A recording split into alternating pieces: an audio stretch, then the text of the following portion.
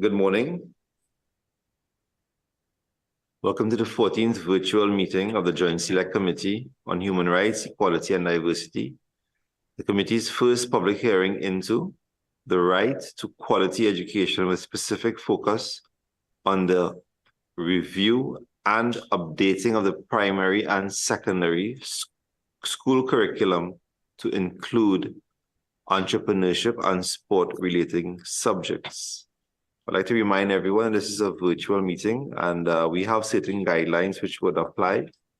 This includes making sure that you mute your microphone when you are not speaking to help the reduction of background noise, to adjust everyone's cameras so that your face is clearly visible, to ensure that the notifications from your cell phone and any other devices electronically around yourself are muted during the course of this meeting.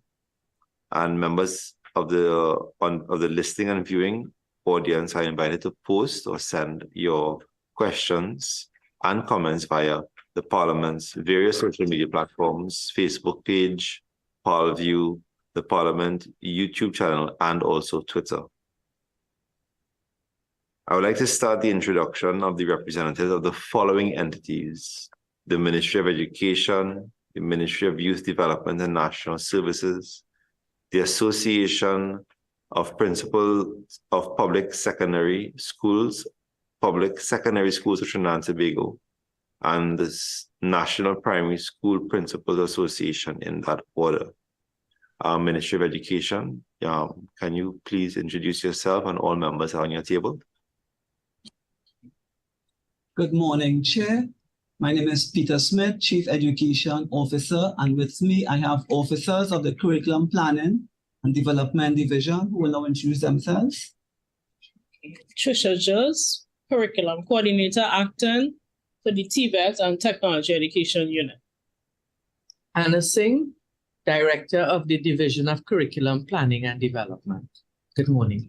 Good morning. John Thatcher, Curriculum Coordinator, Acton Physed and Sport. Good morning. Roberta Philip Gurlal, Curriculum Officer, Business. Good morning and welcome. May I have the Ministry of Youth Development and National Services? Good morning. I am Farouk Hussain. I'm the Permanent Secretary at the Ministry of Youth Development and National Service. Good morning. I'm Sean Ramerton, Director of the Youth Affairs Division at the Ministry of Youth Development and National Service. Good morning. Dominic Grell, Manager, Enterprise Development Division.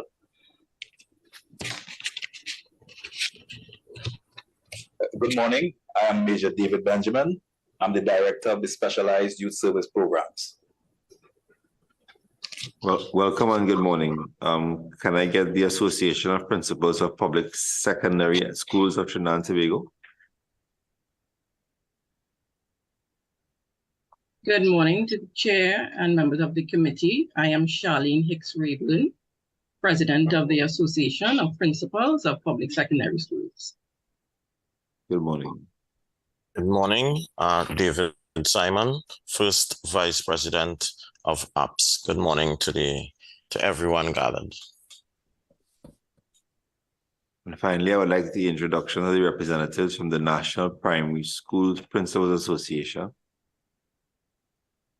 Good morning. My name is Carleen Hayes. I'm the President of the National Primary School Principals Association, NAPSPA. Pleasant good morning. My name is Nicole Henry-Waldron, and I am one of the representatives of the NAPSPA team. Good morning, all, and welcome to our inquiry. I am Dr. Ibrahim, Chairman of the Joint Select Committee on Human Rights, Equality and Diversity, and I ask all other members to kindly introduce themselves who are present. Good morning, everyone. I am Shamfa Kajal, member of the committee.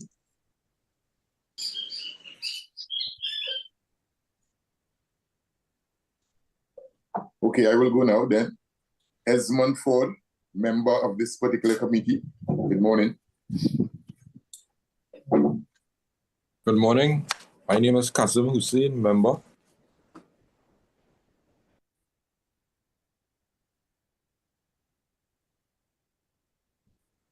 Member Ahi, you would like to introduce yourself? Good morning, all. I'm Hazel Thompson Ahi, member.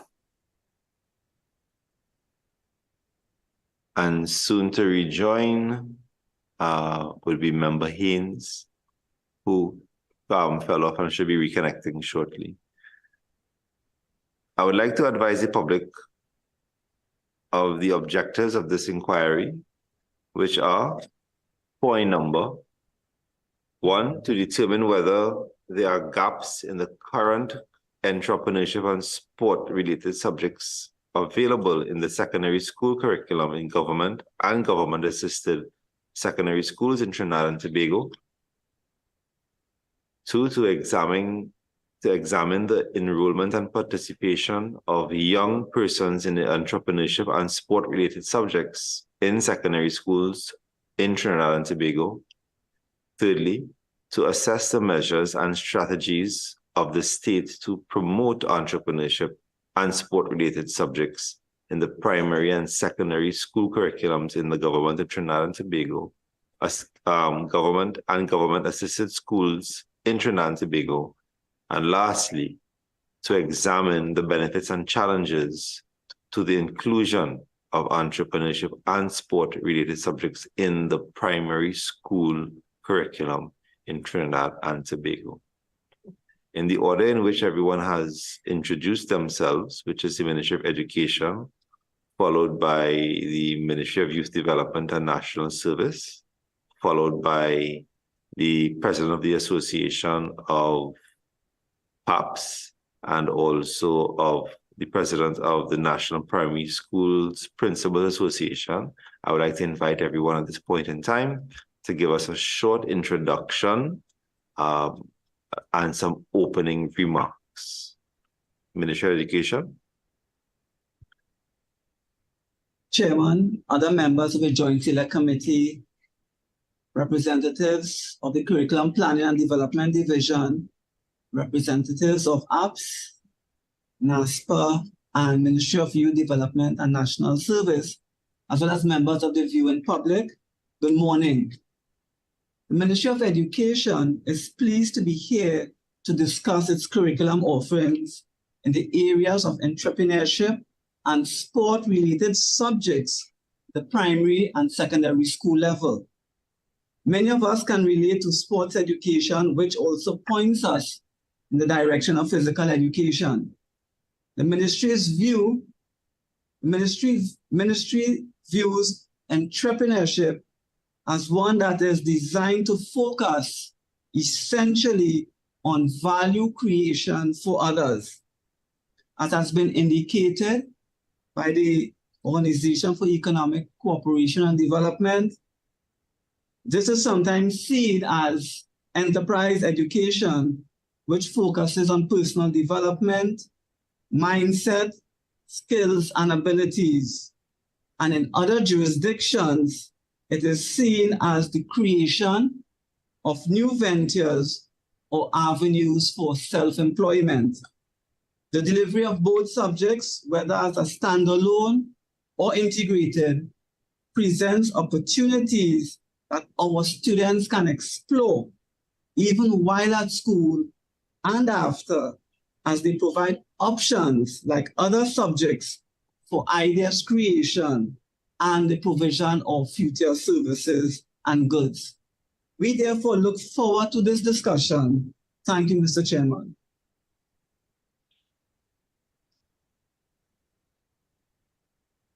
Thank you, Ministry of Education, Permanent Secretary of Youth Development and National Service.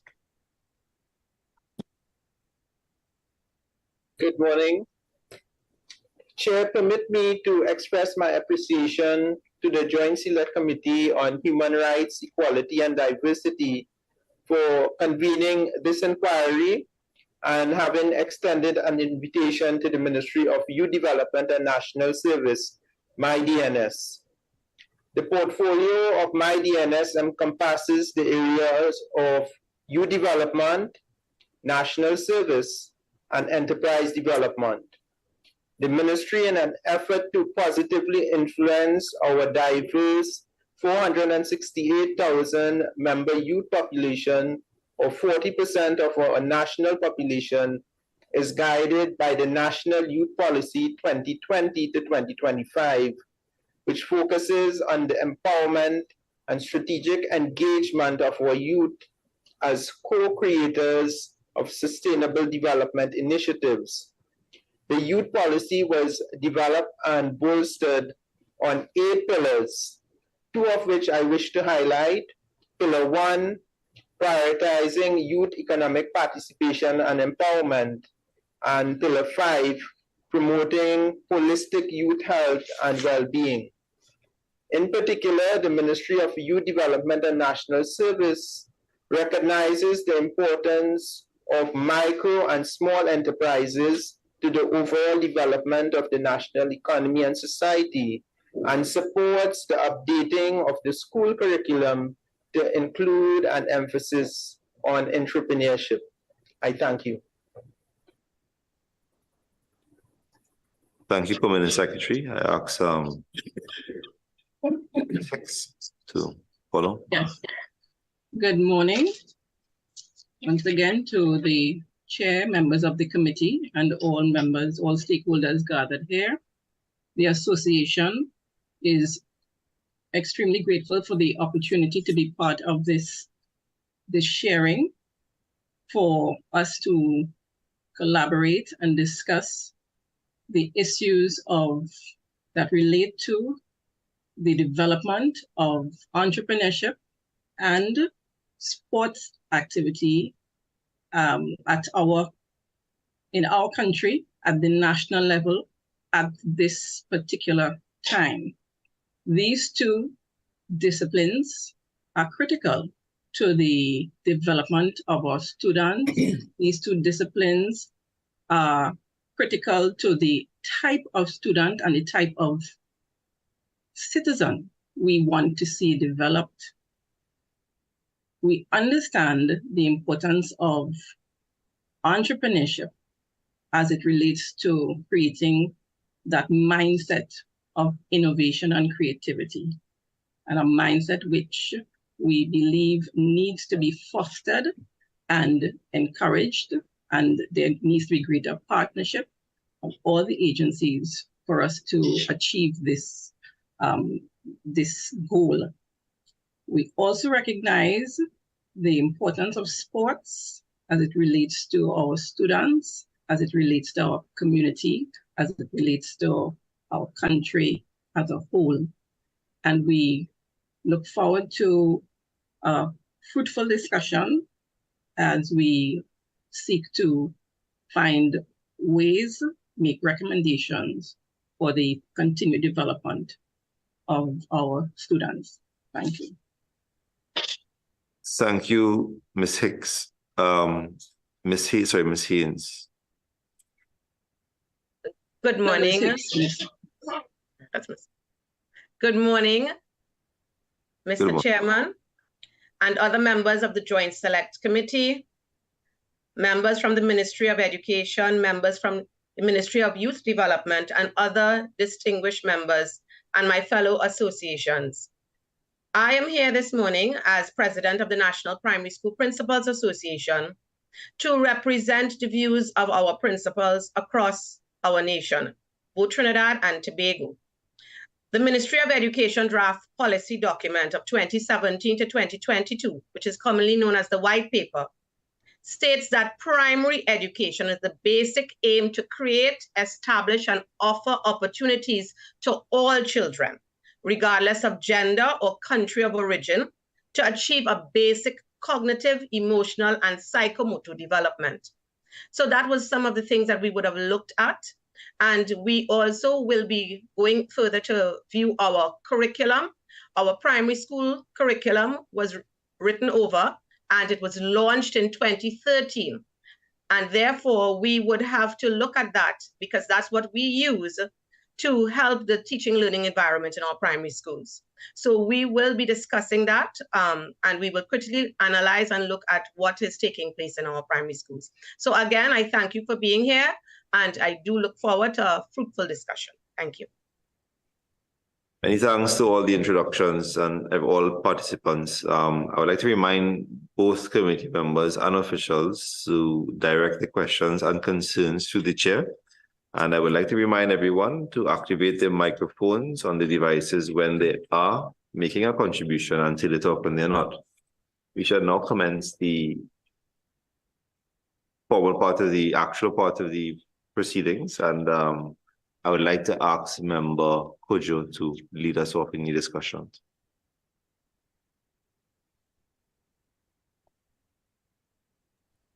Thank you, Chairman.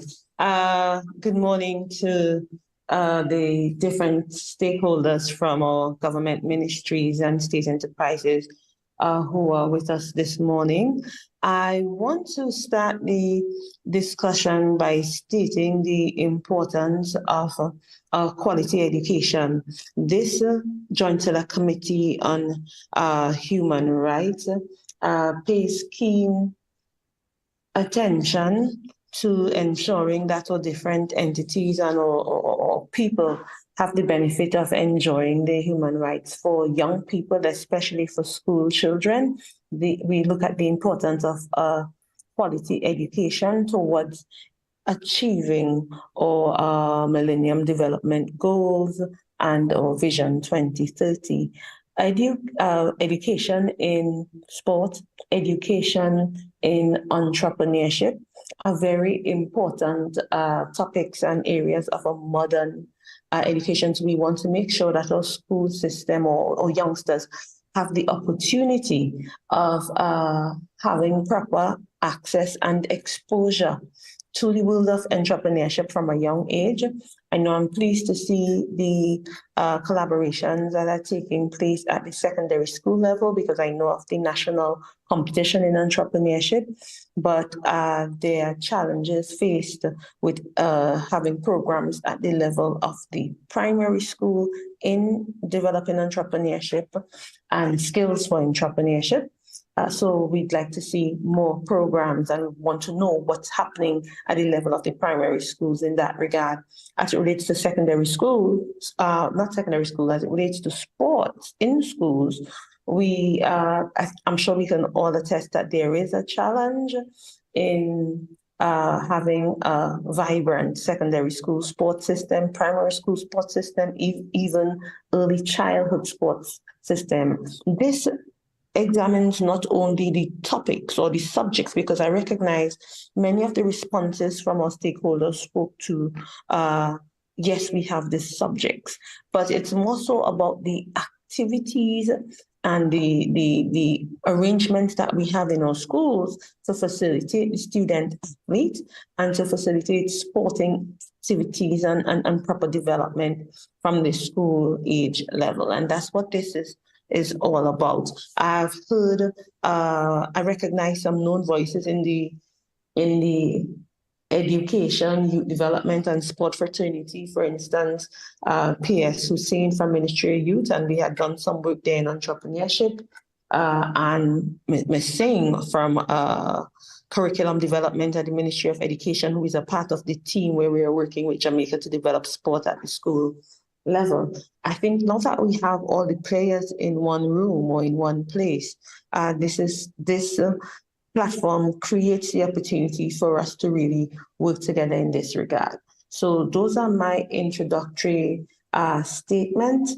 My question would be firstly to the Ministry of Education, and that would be, how do you foresee, or what plans do you have in place towards strengthening your school sports activity, not only as a subject, your school sports activity in the earlier ages or the earlier stages for primary level education? And if you feel free, if you have the information to go on to early childhood education, I'll be grateful to hear. Thank you.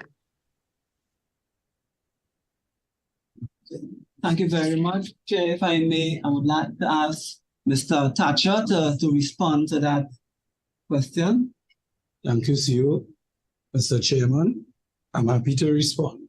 In terms of the primary school sporting system, as you know, we have our intramural and extramural programs. The intramural programs are the programs in which sporting competitions are held within the school. So you might know it as the inter-house competition, inter-class, etc. There, children get an opportunity to engage and to participate in different sporting competitions and disciplines based on the needs and interests of the school, based on the resources available at the school. But when it comes to development in terms of sport development outside of the school, outside of the school itself, we have the extramural programs. And these programs allow for competition among various schools, and a higher level of development is required and attained through that program. Just like with the national system, where you have national governing bodies for sports, we have what we call school national sporting organizations. There are 12 such organizations at this time for the primary school level. And these organizations are charged with the promotion and the development of sport in schools, including development of student athletes, including development of personnel, training of coaches, etc. They also, of course, put on and stage competitions at the zonal level, at the district level, and at the national level. The primary schools at this point in time, after COVID-19, they are currently in the process of staging their district, and plans are ahead for national competition in track and field, football, as well as cricket. With respect to netball, they are doing developmental work this year within the schools, and they are hoping to move on to competition in the next academic year. Because our system is somewhat, well, it's a voluntary system, and therefore schools use the resources that they have. And we as a ministry, we try to support the schools in terms of whatever resources that are available. We optimize those resources to support the SNSO in this regard. So plans are afoot in terms of working closer with the SNSO, collaborating, supporting them. We review their proposals, we work with them, and if we are able to work with other agencies like the Ministry of Sport and other agencies that are able to assist NGBs, etc., to develop sport in school. Thank you. Thank you, Mr. Thatcher. I would like more detail as it relates to activities at the primary school level. For instance, in earlier years, primary school sports was a mandatory thing at all schools. Every year, schools would have a school sports activity. And I'm sure that you can attest that that is not so anymore. So can we still boast of knowing that every school in every district have a sports meet every year? Is it mandatory that they have a sport meet every year? And who decides when there's a sport meet?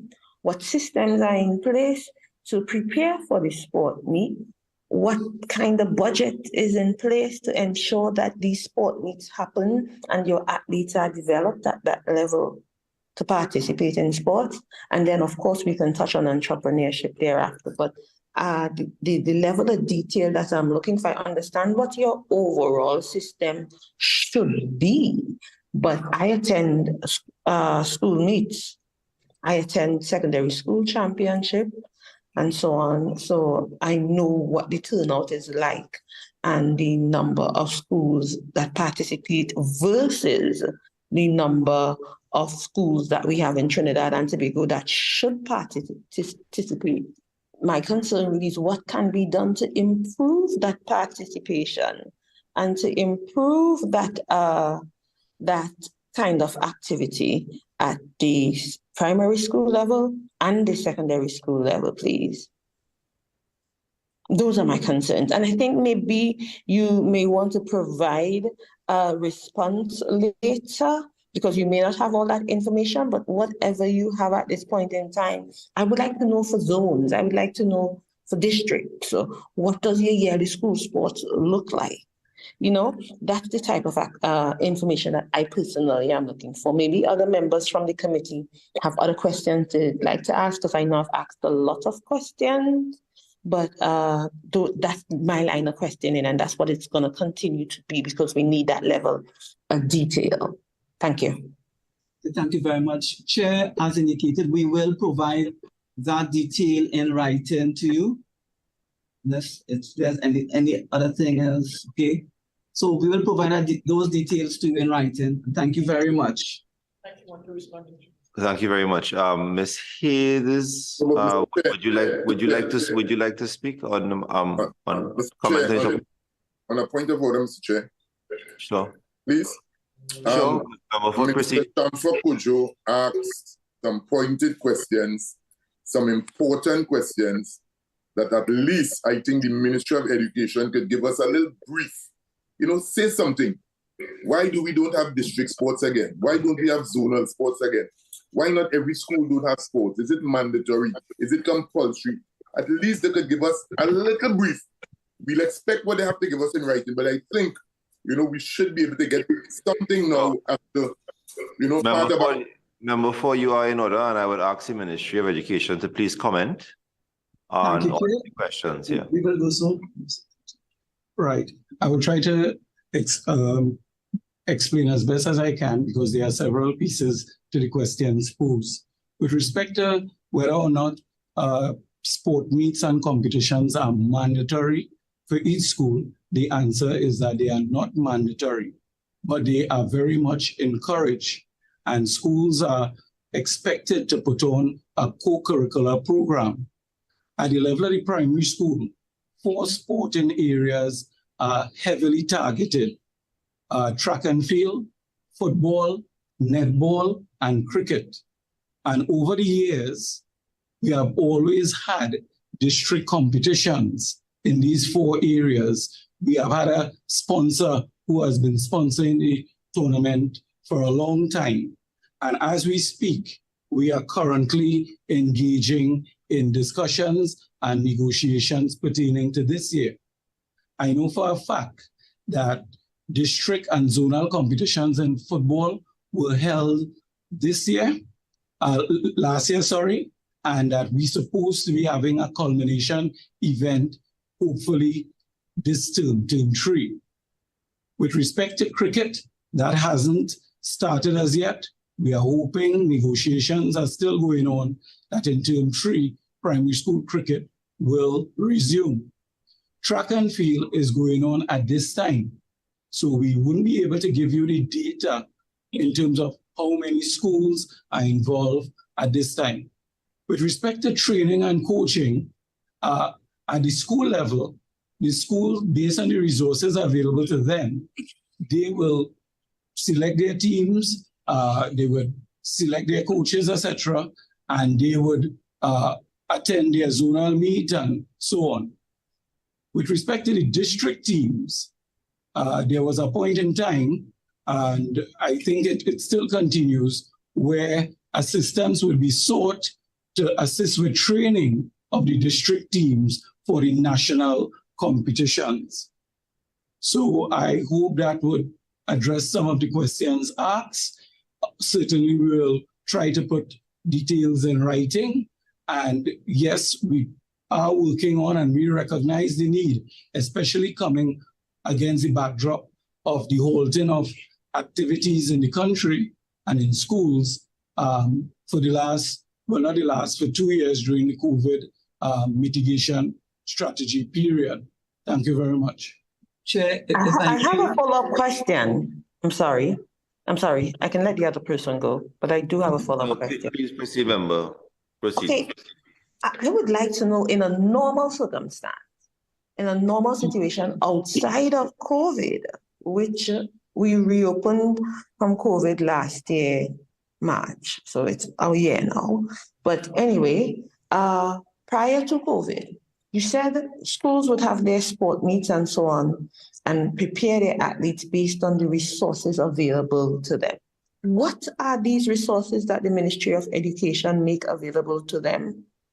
I would like to know some more as to the financial resources.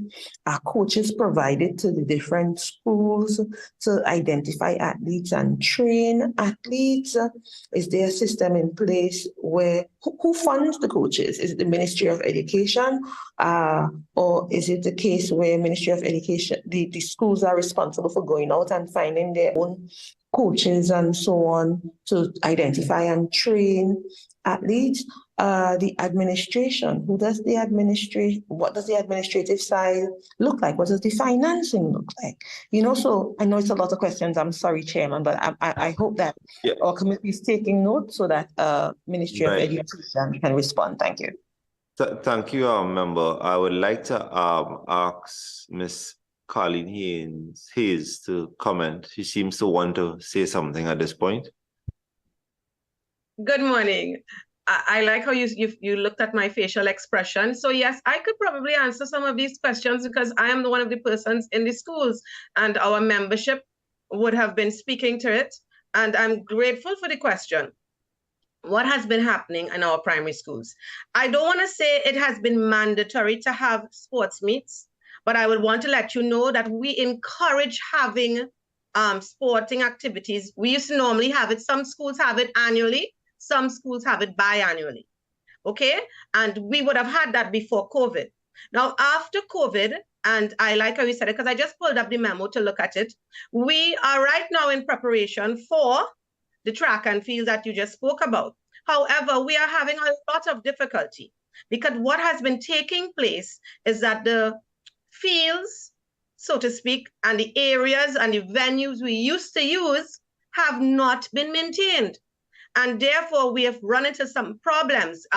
There are many zones and districts having issues with getting venues to host their games. So I like how you said it. It feeds into the national games. So you will have first in your districts, your zonal games that feed into your district games that then feeds into the national games.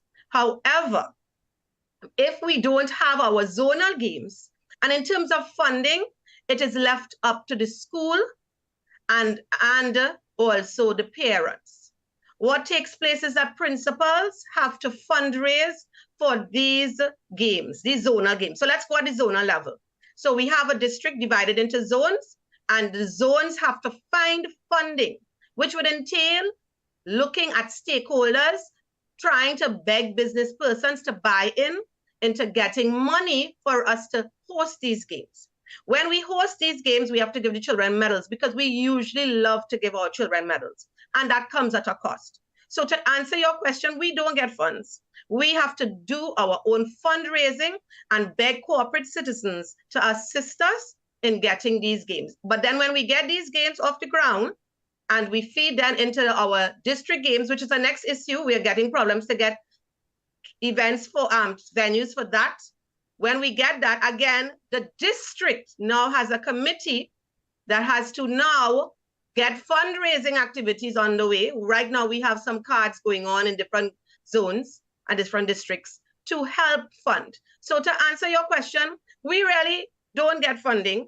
In terms of coaches, again, the coaches are paid for by the schools. In terms of if we have coaches on an afternoon, to help children train with netball or whatever, we normally get some persons to volunteer, but usually it comes at a cost sometimes, and we have to find ways of raising funds to pay for the coaches. And that's the only how we excel. But we don't keep back our children from sporting activities, especially coming out of COVID. So I hope I answer your question. I stand to be corrected, but that's basically what happens in the primary school level at this time. Thank you very much, Ms. Colleen Hayes. I would like to recognize the hand up in priority of Member Haynes. Anita. Good morning, all. I just want to thank everyone for taking the time to meet with us today on this extremely important discussion. Member Kojo would have raised an open discussion and really got us into a space. And Ms. Hayes, after your contribution, because some of the questions you did in fact answer, but it led me to my next line of questioning. When I was listening to the Ministry of Education, two things struck out at me. On the first instance, we were told that it's a voluntary system, and so that the schools with the resources, which was then collaborated by what Ms. Hayes said in terms of how it plays out in the real world, that the schools with the resources to fund a system, that they'll do that, and then they are helped along by the Ministry of Education. So for our committee, and just for the benefit of everyone looking on, what does that mean for some of the schools in rural communities? I mean, for a person like myself, a representative who is, we are coming off of the Easter weekend. That is a traditional sports day weekend in communities. And I had an opportunity to attend several of them and see these young persons on their own strengths, on their own merit, come out and participate. And so you are seeing the raw talent. You are seeing the raw talent in rural communities, and you see what can be accomplished with the help. And so if you have this voluntary system, and then we're being told that the Ministry of Education then assist where they can beyond to bring, I guess, a level of equity. And we're told that the Ministry of Education also, and I'm quoting directly here, that you expand the development of student athletes. And I wrote that down because I wanted some additional information. I really want the specifics, as does Member Kojo, as what you mean when you say you expand on the development of these student athletes. So my question is now, since we know we've established that it's a voluntary system, the onus is on the schools and the school principals, etc., to raise funds and create the system that then nationally we will benefit from a system that's being carried at a community and a local level in the school system. How are you targeting your resources? Is it that then the school principals write to you and say, look, we have this sports day, we have this, and then you find the athletes?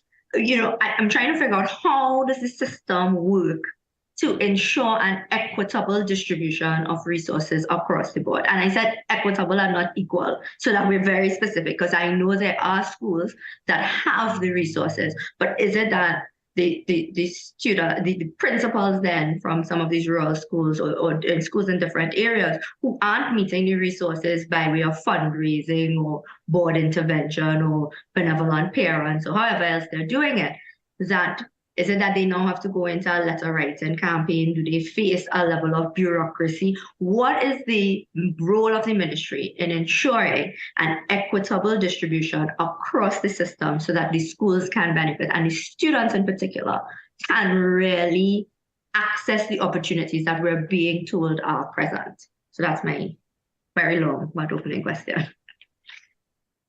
Ministry, thank you, Member. Ministry of Education. Thank you, Chair. Ms. Anna Singh, Director of Curriculum Planning and Development Division, will respond in that regard.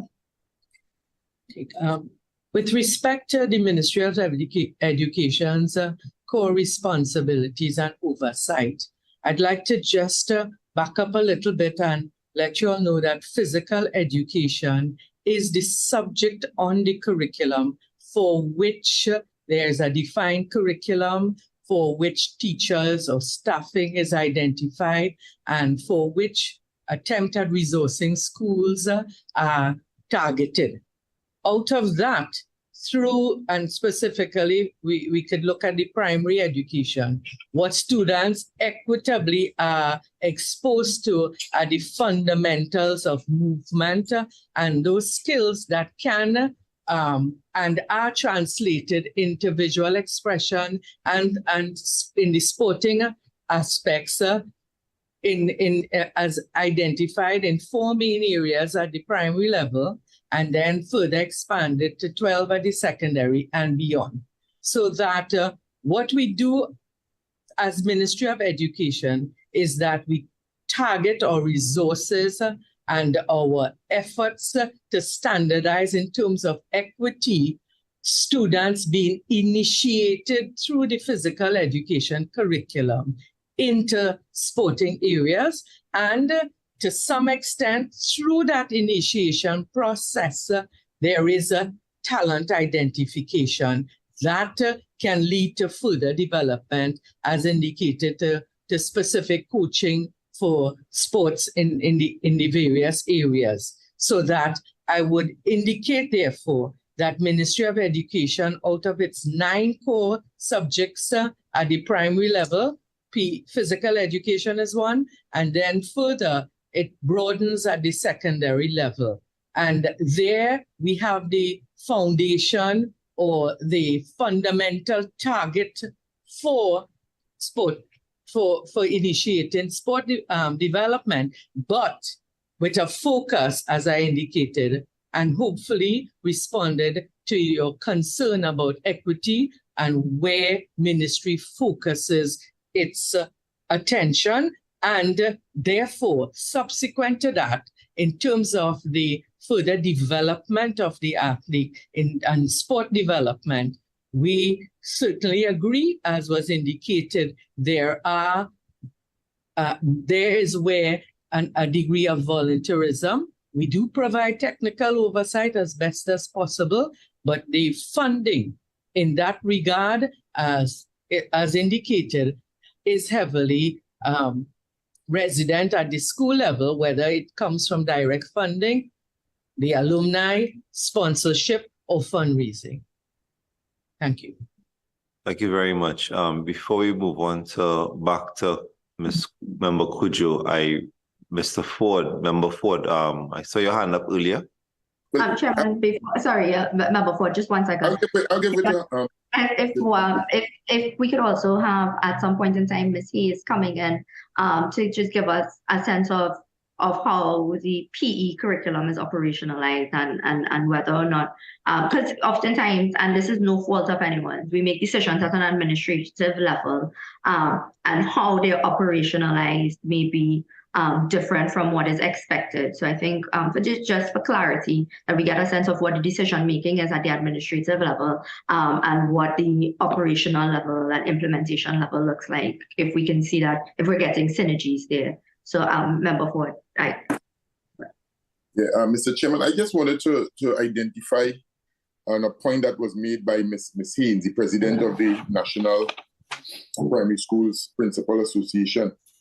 Right. And I think somewhere throughout the years, if they use the term that, the ball was dropped, because I remember when I used to go to school many years ago from primary, we sports was a big thing, sports day as a young man, and I know most individuals look forward to when sports day come up, in order to ensure bragging rights and to ensure who better than who and which house is the best house and things like that. But throughout the years, I think, somewhere along the line, we missed it, and now we're trying to catch up, right? That's one. Secondly, we spoke about, the idea of venues and recreational grounds. We have 14 municipalities in Trinidad, and then we have the THA in Tobago, right? Venues should not be a problem. Recreational grounds should not, or space should not be a problem in order to say we are not having a sporting event. Right? Once we give them ample time to ensure whether it's properly maintained or not maintained, we give the corporation the necessary time frame to know we're having an event so that they can get it prepared. So there should not be a problem with regards to ground.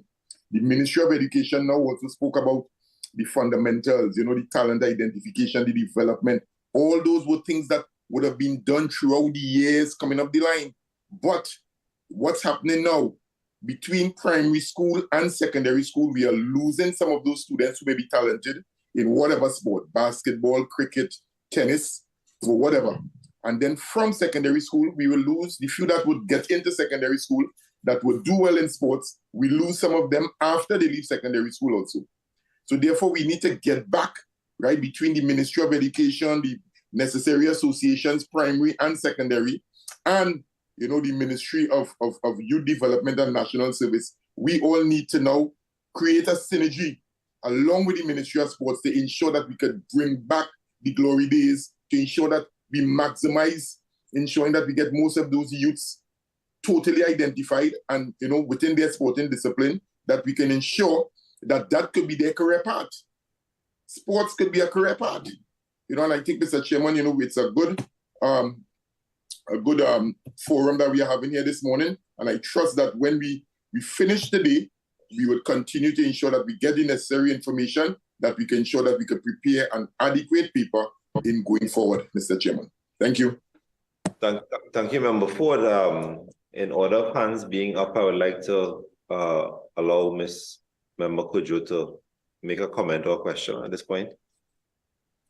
Mr. Chairman, I've been talking a lot. I'd like you to go ahead and let the others talk. I would like to, but before I go, let me use the opportunity one time, because we could end up talking in circles. There are some areas that we must come face to face with.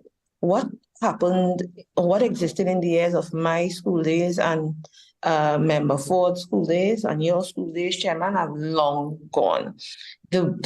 Somewhere along the line, many years ago, the system it's just not the same, yeah? And people used to volunteer, teachers used to volunteer, people within communities, parents used to volunteer a lot in just about all schools. Now that is not happening. You have schools with the stronger alumni associations or people with the money, parents with the money and the wherewithal to make the contribution, so those schools would benefit more. The system has to change to suit the time.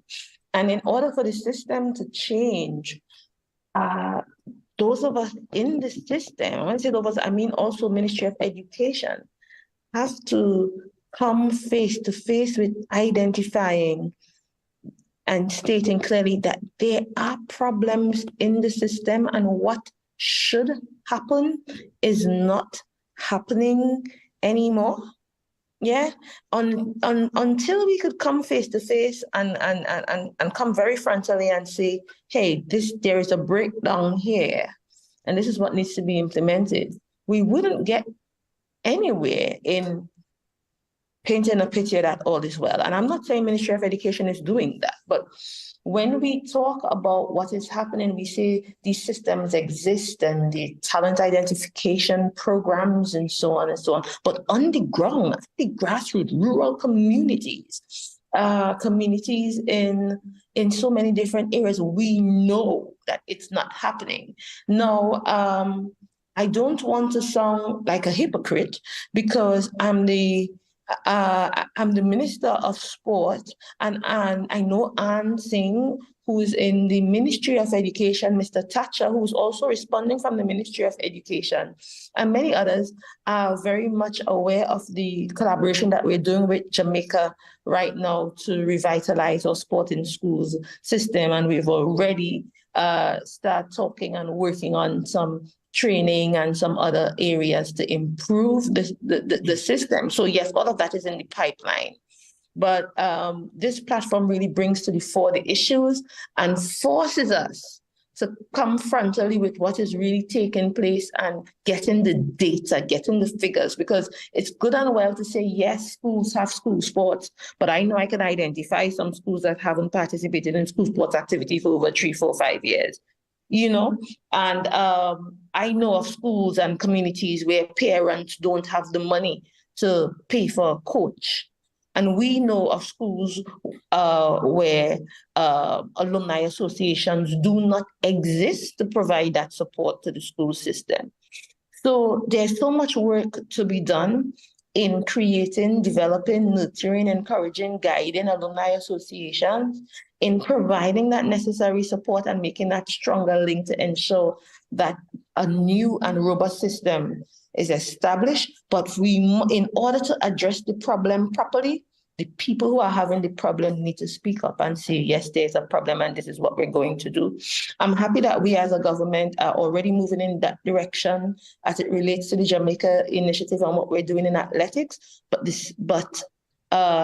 the details that we're asking for would help us to make a proper resolve the issues properly. Those are my points. So I don't want it to look like, yeah, we have these problems and they're not being addressed. Yes, the Jamaica Initiative and what we're doing right now with the Jamaican government and the Secondary School Sports Association, it's happening. Sorry, Chairman, I'll end there. And I hope that somewhere along the line, we get to touch on the area of entrepreneurship also. And I look forward to the answers and the details from Ministry of Education. Thank you. Chairman.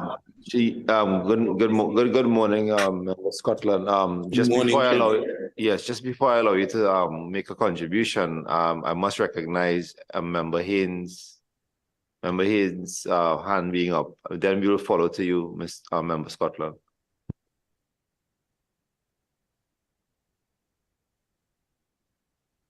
Sorry about that. Chairman, if Member Scotland is still on sport, I would, if you don't mind, let him proceed, because I wanted to speak on the issue of the entrepreneurial aspect in education. So I'm not sure where Mr. Scotland was going, but I don't want to move ahead and then he would need to come back. Chairman, I am actually on sport. Please proceed, Mr. Scotland. Right.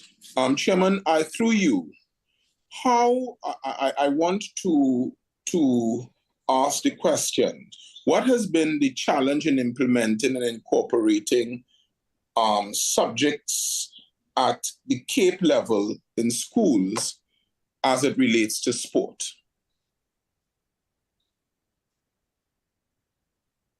Your question, member, is directed to the Ministry of Education?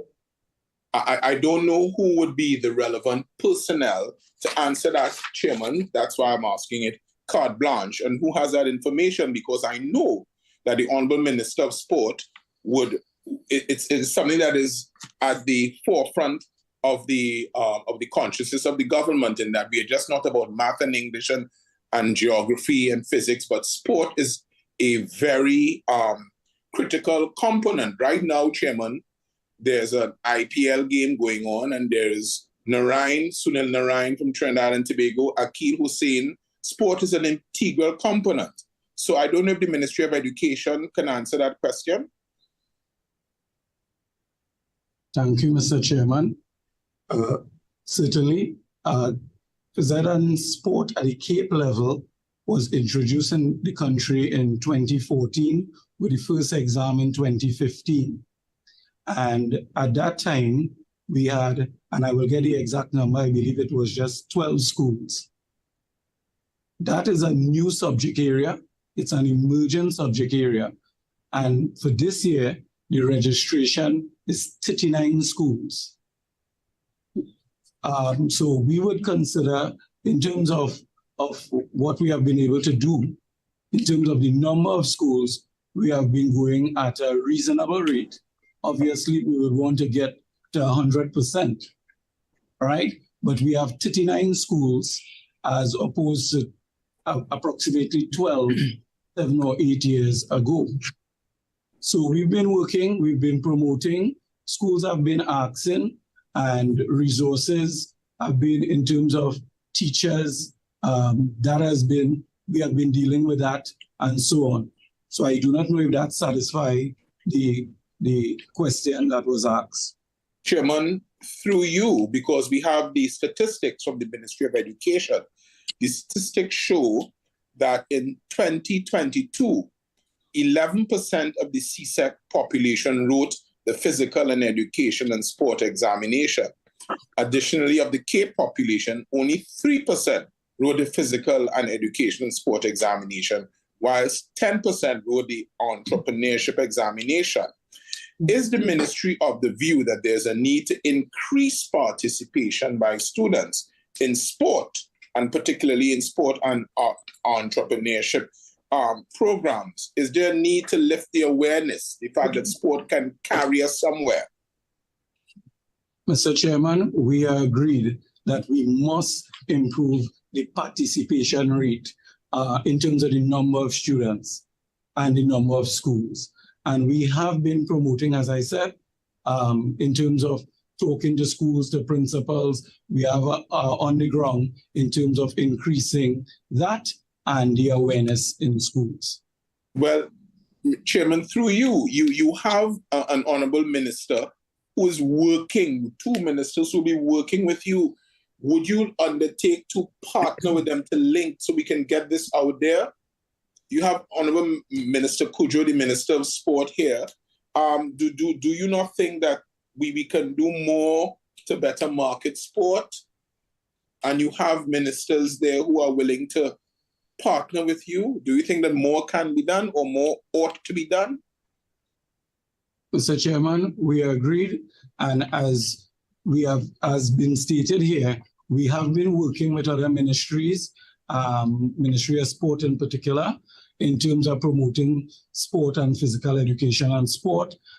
Certainly there are activities that we propose to do. For example, motivating students through sporting icons who may visit schools, etc., icons from their community to talk about physical education and sport. National players who would have benefited. We did some of that in 2016 with cricket, and there is a need now to do that. I mean, schools can do it on their own, but we too, as a ministry, we can be engaged in that a little more than we have in recent past. And not to mention, Chairman, through you, the health benefits that will be down from that, yes? Agreed, true, Chairman. Chairman, I will hold on my line of questioning and come to the other rounds when other members pursue their line. With your leave, sir, please. Yes, many thanks. Many thanks, Member Scotland. At this point in time, before we ask members to continue the questioning, we have the hand up of Ms. Charlene Hicks-Raeburn, and I believe you would like to make a comment at this stage. Thank you very much. A lot of comments I would like to make, but based on the question from member of the committee, Mr. Scotland, with regards to schools, the interest in starting CAPE, physical education, Form 6, a lot of schools are interested, but the process of adding a new subject on at the CAPE level, of course, that takes some, there is, of course, policies in place, and the schools some schools are limited based on the establishment and the number of teachers, per se, that are for a school, that based on cabinet notes and so on, that are assigned to a school. A school has a particular amount of teachers that are assigned to a particular school. And for a new subject to be added, it's an act of parliament. And that in itself takes some time to establish. There's a procedure, of course, the audits have to be done, and the curriculum is engaged for us to see if our school, to increase and to add a particular subject. There are a lot of schools that are interested in bringing physical education on board at the CAPE level. However, the issue of the establishment is one thing that may prevent them. So it's not something you can do, off the bat. Also, in terms of resources, the resources that are necessary at the Form 5 level, of course, you would need in terms of fields. The issue of fields came up, and even for the Form 6 level as well, that is also critical. A lot of schools, the issue continues of having suitable resources in terms of areas that are necessary to enact or to, in fact, carry on the practical element of the physical education. And as was said by the Ministry of Education, remember, the physical education is theory as well as, so as much as we say sport, the element of the sport with regards to the school's ability to field students, to see the, to track potential during Richards and so on, it is not always possible as well, because as was said by the Ministry of Education, the PE teacher, they have their particular mandate. They are, in fact, there to teach the curriculum. They are not obligated to be part of sports, which may be seen as a co-curricular activity. And when you're talking about additional assistance to be, to spend that time, to have someone dedicate to development of talent and so resources, human resources are critical. There needs to be a greater focus on the ministry needs to perhaps develop a policy with regards to additional staffing directed specifically to sport development. The issue of coaches as well. It is very frustrating at times to attempt to get a coach through the means that are available via the Ministry of Education that exists. Payment of coaches as well is an issue that can be very laborious, and it is never always, the systems in place do not make it very easy for one to, be able to pay a coach in a timely manner. Some of the methods of assessment of individuals who are asked or who may come to or express an interest in being a coach, the method of assessing that individual and what is being asked for is also something that can be served as a deterrent at times. And so it does end up where, unless you have the assistance of your alumni, you try to be very resourceful, you try to be very innovative, and passionate about getting certain clubs, certain sporting activities, pursuing those in your school, it can be somewhat difficult. It is encouraged. Schools have sports committees that we establish, and we attempt to put things in place. But I would really strongly advocate that in terms of human resource, there needs to be a suggestion perhaps of a sports administrator who can be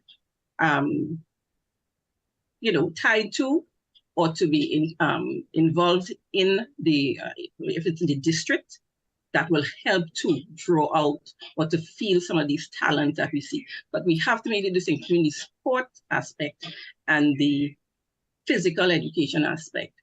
And also, just one more thing before I end, feeling students from the primary into the secondary is critical, so that we, that continuation is important, that we be able to identify the talent. But most of the times what happens is those students, they are involved in clubs. Once they are involved in clubs and they come into the school, then we can, the parents show that interest and we try to work with, but it is difficult. I mean, we have tried to get a track and field club. It's difficult because, again, school personnel is voluntary. Individuals in this time of ministry, and in terms of when you think of the work day, the demands placed on staffing, and people have commitments. For you to get someone to stay after school, because some of these activities, it's after school, you need additional support, and funding is also critical. Thank you. Thank you, Mrs. Hicks. In the following order, and until your questions have been resolved, we'll move on in the following order. Senate Member Thompson I, followed by Miss Member Haynes, followed by Miss Kojo, Member Kojo. Thank you, Mr. Chairman. I must say that sports, does provide great opportunity for persons, and I was very excited to see that the minister was reaching out to Jamaica so that we can learn from them, because they really made a mark in the world of sport. But you know, Mr. Chairman, the spirit is sometimes very willing, but God did not cooperate, so we can't all be sportsmen. Now, we are focusing on quality education with specific focus on review and updating of primary and secondary school curriculum to include entrepreneurship. And as I look around, I wonder what is happening in terms of other skills that we knew were being developed years ago, and we don't seem to hear much about it these days. Now, I'm speaking here particularly about sewing skills. Skills in needlework and embroidery. I have a passion for embroidery. I buy it all over the place, all over the world. But when you look at the primary school and secondary schools syllabus, I want to know from those present here, all of the entities, what is happening with that in terms of our schools. And as far as entrepreneurship is concerned, it's all very well and good that we're teaching our students woodworking and,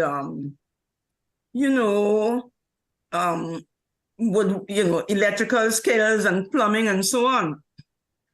But I recall that when we had another inquiry, people were a bit upset when they realized that the government would not put persons on the skills bank unless they had complied with certain legal requirements. So I am asking, in terms of the preparation of students, what is going on in these schools? Is it all teaching them how to do a business plan? Or do we go on to teach those students what are the legal aspects that you ought to know? What are the requirements for registering the business and the compliance with the law? Does that form part of the learning that we offer to students? And I'm talking about all of the entities here, not particularly the primary schools, but the secondary schools, and also the Ministry of that dealing with the youth, to know exactly what is happening with them.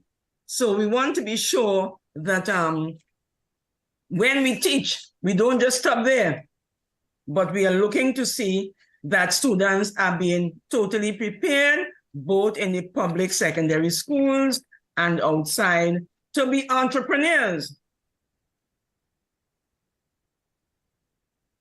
So I'd like some answers, please. Ministry of Development and National Service, as well as the secondary schools.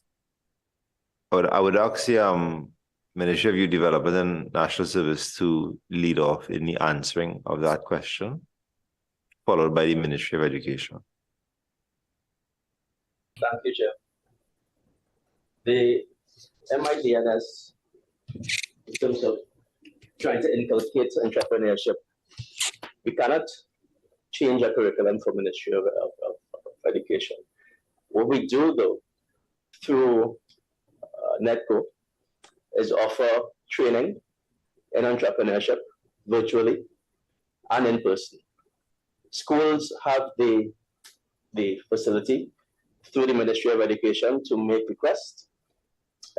Those would then come through this division, this ministry, and NETCO would then make an attempt, and has been doing so successfully over I can give you some statistics for the past 3 years.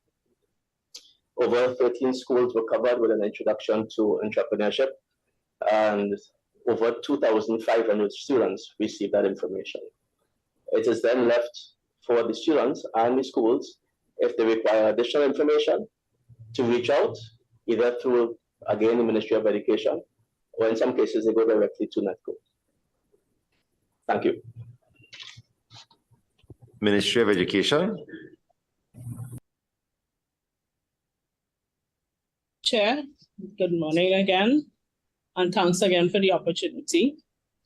I would like to indicate that in terms of some of the key skills that our students need to have, that is done from or started from the primary school level and continues to develop as we move forward in the system, to ensure that our students get a quality education and to ensure that they develop these skills so that they themselves could take care of themselves, whether they decide to start a business or have the skills to get into a job. I would also like to add that in terms of entrepreneurship, the skills required for students to develop and to learn how to be an entrepreneur starts at the primary school level. I must indicate that we don't have an entrepreneurship curriculum at that level. However, the skills are integrated in agricultural science, which is a technical area. So as the students engage in activities related to agricultural science, whether it's the particular topics that or issues they are dealing with, our students are able to use those basic skills together with what they are being taught in terms of entrepreneurship to give more value to the skill area. So as our students develop, they continue to, to have these things, develop these skills. As they move through the secondary school system at the forms 1 to 3 level, we have a curriculum called technology education. Again, a similar system is set up where our students are able to integrate the entrepreneurship skills as well as other technical skills so that as they move through the system, they develop. As we go on to 4 and 5, we have areas of specialization taking place. And in those areas of specialization, again, in the technical subjects, entrepreneurship plays a significant part as well in helping our students as they develop these skills, how they could use those skills to, further themselves. I would like to end at this point. May I just make a suggestion, though, brief suggestion, that perhaps you might find it useful to link with the Ministry of Legal Affairs. I am sure you know that some short program can be arranged that can be taken to the various centers, if not to the various schools, but you get people from a certain district and you say, yes, we're going to be coming in to educate you. It's a series of lectures on what is required. Because if you don't know what you need, you wouldn't know what to ask for. You wouldn't go out there. But when they come in, they will tell you, you need to have this.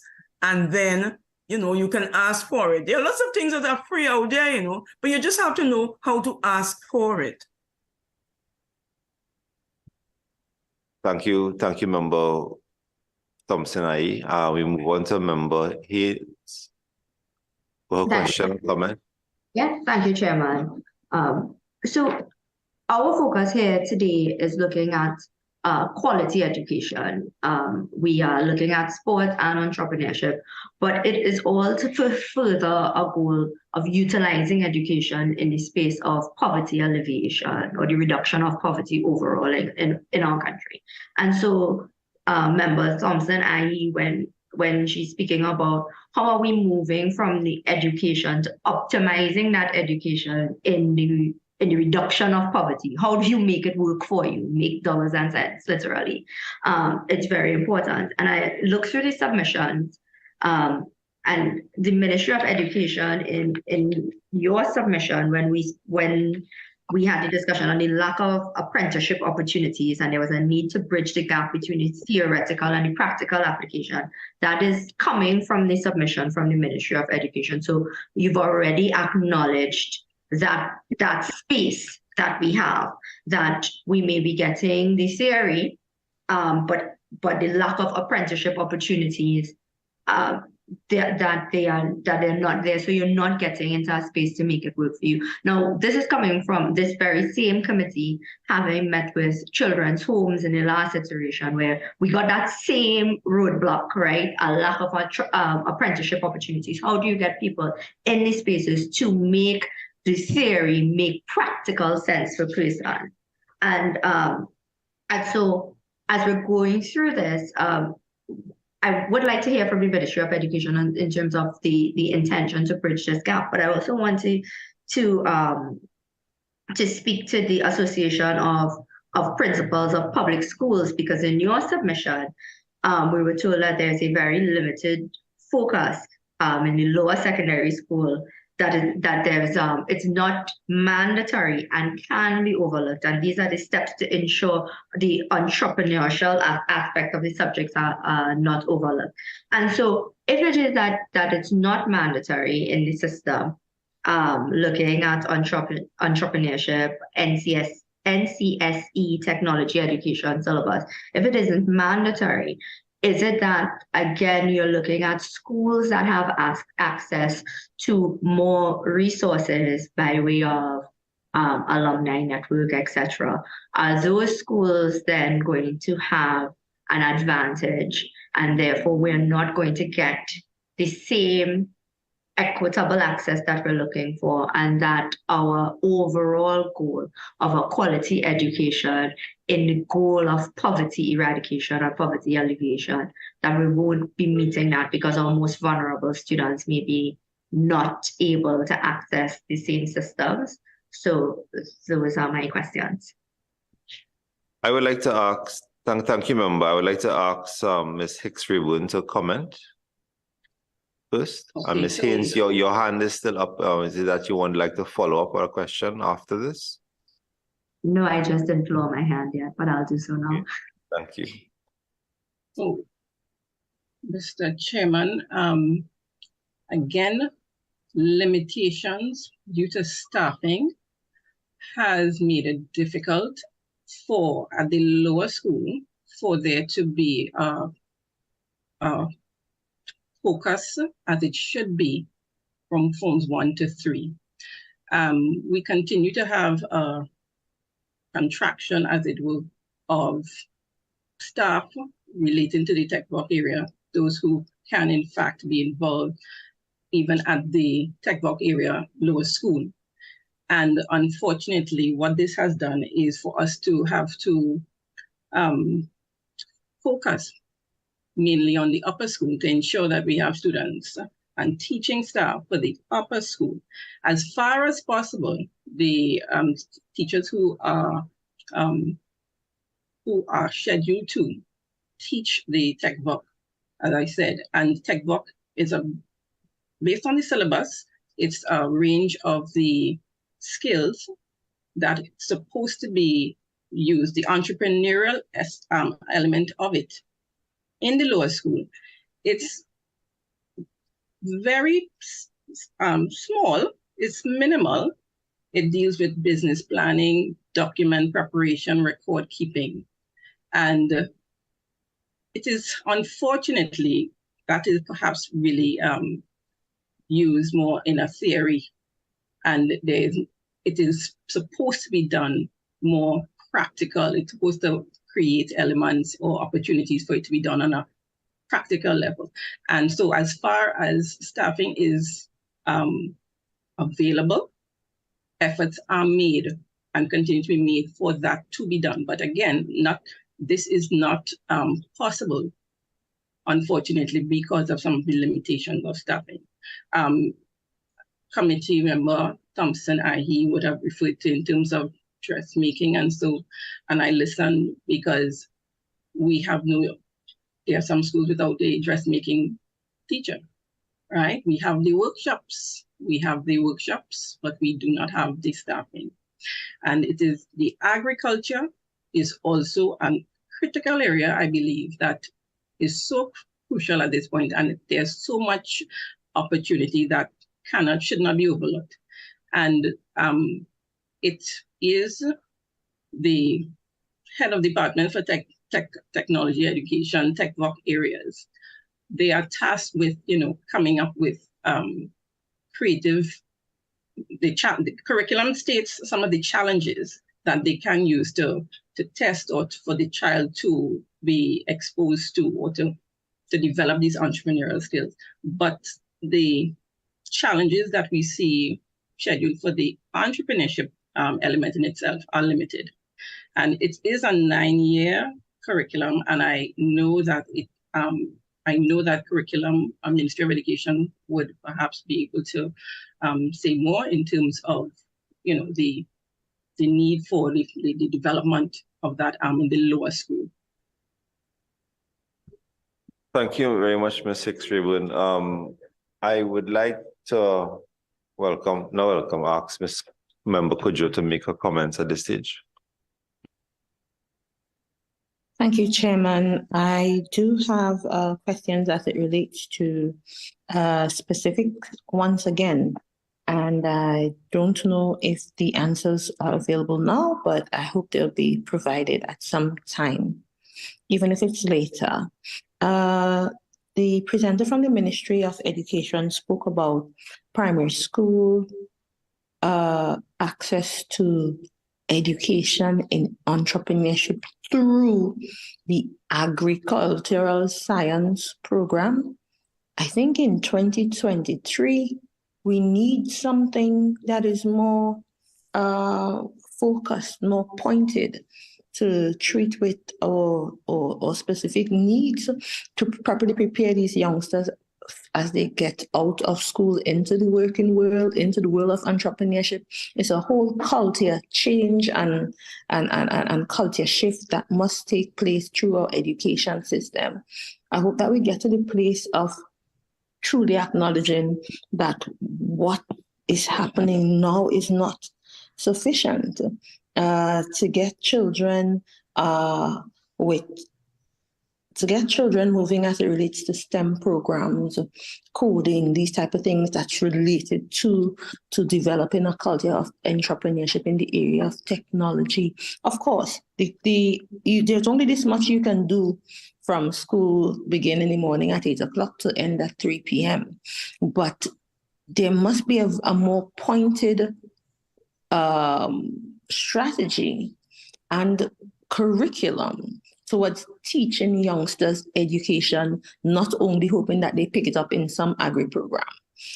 So I would like to know the specifics of this program that exists at primary school level that is geared towards preparing our youngsters for entrepreneurship in this modern world in 2023 and in years to come. And I would really like to know from not only in POA and POB, when you get to Form 4 and 5, what's happening in first to third form years also, not just in your curriculum, but activities, competitions, experiments, that kind of thing that gives all students access to these opportunities and put them in contact with this also important information that is suited for to hone the entrepreneurial spirit in this day and time. So I would like to hear about the specifics of the actual programs that exist. Do they exist in all schools? Who run these programs? Who are the teachers or the entities that go into the schools to teach these programs? Is this available to all schools? What is the system in place to ensure that by the time they get out of primary school, get out of secondary school, they have embraced and fully understand the concept of entrepreneurship and learned enough and know enough to properly function in today's society? If the answer is not available now, I would really like to see a detailed response later. Thank you, Chairman. Chairman, I want to respond to a comment that came earlier before Minister spoke, if I may, about staffing. Sure. Member, right. Yes. Now, the question of staffing was raised. We don't have staff to, teach these things. I started my working life as a school teacher in the primary school, Mr. Chairman.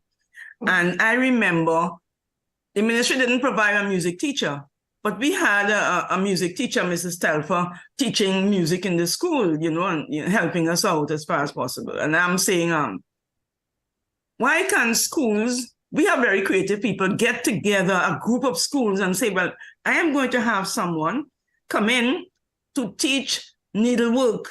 And you, the school next door, you can have on some days, because it's not something you need to do every single week. So that person could be going around to various schools, and the schools themselves, because schools can raise money, you know. They do it very well when they want to for sports and a number of things. So that's something that they can look at.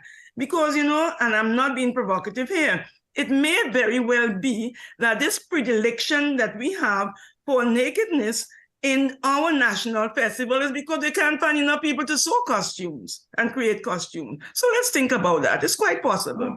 I am not being provocative. We need seamstresses. Member, thank you for your contribution. Thank you for your contribution. At this point in time, I would like to ask two separate questions before I ask Member Scotland to make his contribution. His hand has been up for a little while. All but about between the last 4 and 6 years ago, my experience with carrying a kid through the not common entrance, it's SCA.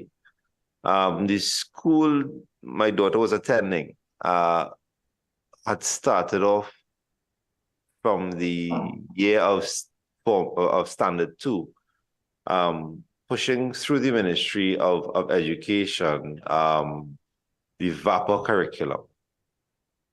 That's the Visual and Performing Arts curriculum. And at a point in time, it was being said that the overall grade for the child graduating from primary school was going to have a component of this VAPA. Visual and Performing Arts, dance, the entrepreneurship induction to primary school students was being seen as a critical element in development. 3 years passed. This had nothing to do with COVID. 3 years passed, 4 years passed, and all of a sudden it was taken back out of it being piloted. Are we not talking about trying to bring back something like this from the primary school level? This question is specific to the Ministry of Education.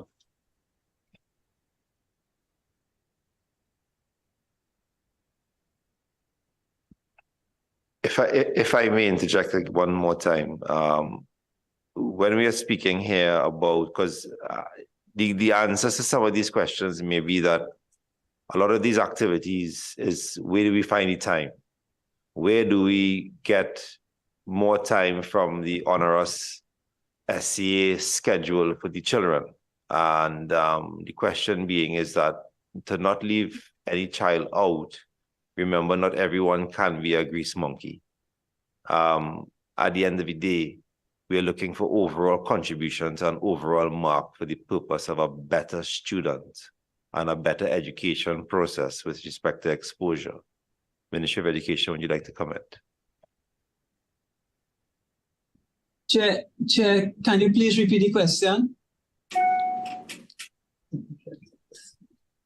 As it applies to the overall development of a primary school student and their final mark not just being social studies, English, and math, and giving a more fair representation of what the potential of a child can be. I was seeing in the past that the VAPA curriculum, the Visual and Performing Arts curriculum through the Ministry of Education, was being piloted, but it was cancelled as it applied to it being a component of the overall grades of the students in a primary school level. That is my question. Is there an intention to bring it back? And we're not speaking of the same thing here right now, trying to get other overall subject areas besides the didactic social studies, math and English as the only components, which can be a very big contributing factor to students not making the grade for secondary school if it is just being done on math, English, and social studies. Okay, thank you very much for that question, Chair. We must remember the overall purpose of SCA is one of placement. And when we look at... Member Scotland, just if you could just mute your mic, thanks. So the overall purpose of STA is one of placement. And if we look at the math, the language, and the English language as writing, those three subjects, or both combined, are able to facilitate that placement. When we add... What about the students who can't do those things? Thank you. Go ahead, proceed. When we add the other components, they don't necessarily add value to the placement process. Now that's separate and apart from the value that they need to add to the students in terms of their overall development. So at this present point in time, those areas are still being assessed, but not necessarily contributing towards the overall mark for SE. In fact, as we speak, those ads are out there for us to bring on board at the primary school level, music teachers who will ensure, music instructors who will ensure that our students leave our primary schools, apart from just the math and English language arts, they would have a certificate which would indicate their skill set of competencies as it pertains to sports, as it pertains to those visual and performing arts areas, as well as other areas. So it's not just going to be math and language, but in terms of the criteria for placement, it would be math and English. And just to give an example, Chair, once we begin to identify more and more subjects for placement, what it does, it takes away from the enjoyment and the development that those subjects should cater for. It now becomes high stakes, and so it really subverts what we are trying to achieve. So the other areas, the VAPA, the music, those areas will continue, and they are continuing. However, for placement at this point in time, basically we rely on those two subjects which are able to facilitate that placement effectively. Thank you, Chair. Thank you for the response. I would like to make a comment. I understand what you're saying by raising the stakes. But let's just suppose physical education, and we're talking about adopting another model, but we are looking at bringing forward students throughout primary to secondary. We know for sure that there is a huge gap between the primary SCA writing and the placement of into secondary. There is a gap. If it is that there are students who are stronger in these types of activities and also sporting activities and physical education, would you not think that you broaden the spectrum in which you can allow students who would be of value to schools and also to carry through their education from primary to secondary without just those three placement subjects? It's an open question. And the point is noted, Chair. And in fact, well, I guess we will be mindful also it's dependent on parental choice. But currently, when we look at the placement, there are parents who make a deliberate choice in terms of if they realize that their son or daughter is into the area of sports, then in terms of the selection of schools, they actually target those schools. So already some of that is happening. We perhaps wanted to be more systematic across the board. Thank you very much. I would like to recognize the hand of Member Scotland. Good morning, Chairman. Again, thank you. I would like to piggyback on the concept raised by Honourable Minister Shampa Kujo, and particularly Ministry of Education, as it relates to sport and entrepreneurship training for teachers. And it is noted in the ministry submission, Chairman, that the Ministry of Education stated that for sport and entrepreneurship, teaching training is conducted to support pedagogical practices in the classroom or to provide clarification on new syllabus requirement. How often has the syllabus requirement for sports and entrepreneurship, how often has that been updated to keep up with growing trends?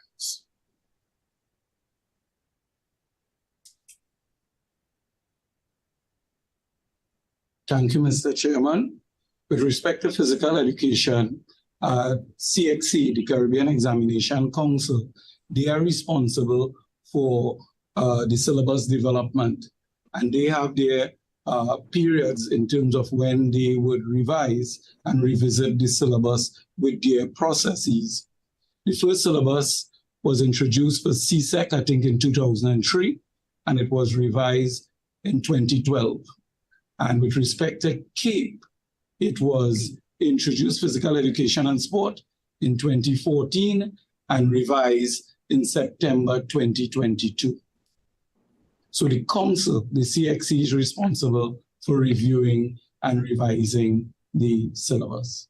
So, Chairman, is it that CAPE has not been revised for over 10 years?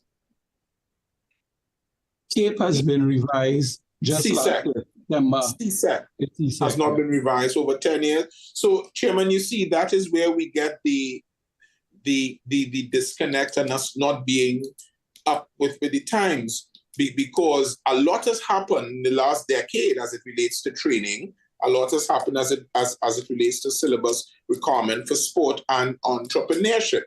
The very fact that we are having a meeting like this now, we would not have had a meeting like this 10 years ago. When was the last round of training conducted for teachers then? In both components. With respect to CAPE, you know, Member Scotland, I'm reading or here in the primary school aspect also, the last curriculum revision they have had was 2013 as well. Chairman, that just cannot, it cannot be appropriate for this time. And what I'm saying is that I agree, and I support your line of questioning. Can the Ministry of Education please shed some light on this? And you have a Minister of Education who's willing, you have a Minister of Sport who's willing. Use them. Use their good offices. Chairman, I await the answer so I can continue my round of questions, please. Chair, yes, our revision process from what you have gathered is a 10-year cycle that around this time we have established. We also note that our teachers have pre-service training by which they come into the service skilled in in their areas, and subsequent to that, we also offer both at the school level, every term, every year, schools conduct professional development training depending on the upskilling they require for their teachers. We also, the Ministry of Education, depending on our monitoring of the system, we provide upskilling training as needed. And overall, we do a system of continuous professional development through a teacher training and professional development unit. What we alluded to is that if there's a major syllabus revision, that would require a national standardized effort. But subsequent to that, we do have upskilling of our teachers as required. If equipment is placed in a school, depending on the needs of that school, we would do site-based training. We would do district-based training. We would do national training. We can provide, if required, data to support in writing. additional. Can I, through you, ask for that because it's important? Member Scotland, yes, but before you do, I mean, I would just like to comment and say that upskilling is totally different from curriculum revision. Curriculum revision, yes. Yeah. Go ahead, MP Scotland. All right, Chairman. How does as we are speaking about it, how does the Ministry of Education, and you heard Member Cudjoe harp on it, when does the ministry plan to implement the curriculum and update the curriculum to include advancement in science and technology? Chairman, I just had a device here.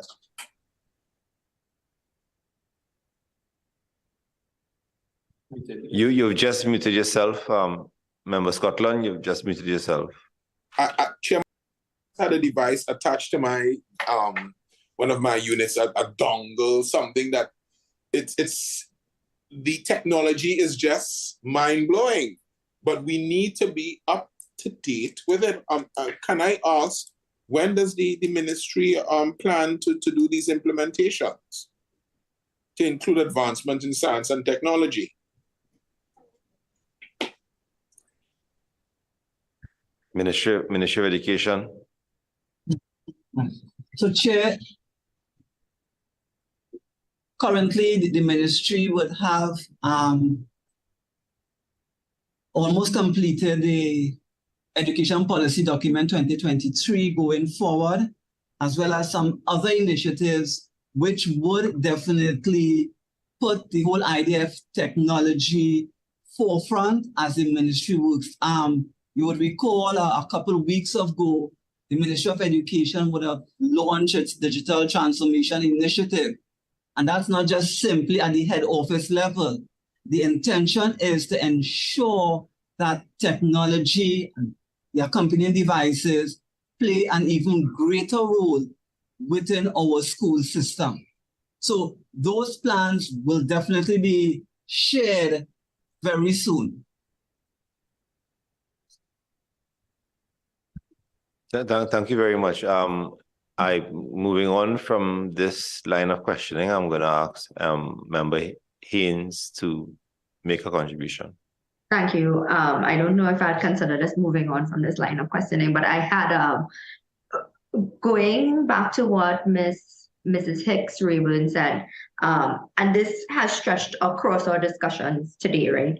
We have the best of intentions, and if we are facing a human resource problem in that the persons required to implement, operationalize our best intentions at the school level, that they don't exist, they aren't brought into the system, they are not incentivized into the system. So yes, we may have world-class X, Y, and Z, but they are not incentivized to be within our school system beyond a voluntary space, then we are not really going to accomplish our good intentions. So I'm starting there because this question of staffing, of having in some schools, the workshop, the agriculture space, etc., and not having the trained personnel to execute, that cannot be the role of the school. It cannot be the role of the school to go out and fill their human resource gaps, because there is a standardized, well, I assume that there is some standardization of the requirements met to enter into the school system as an instructor and educator, etc., and that you have to meet those.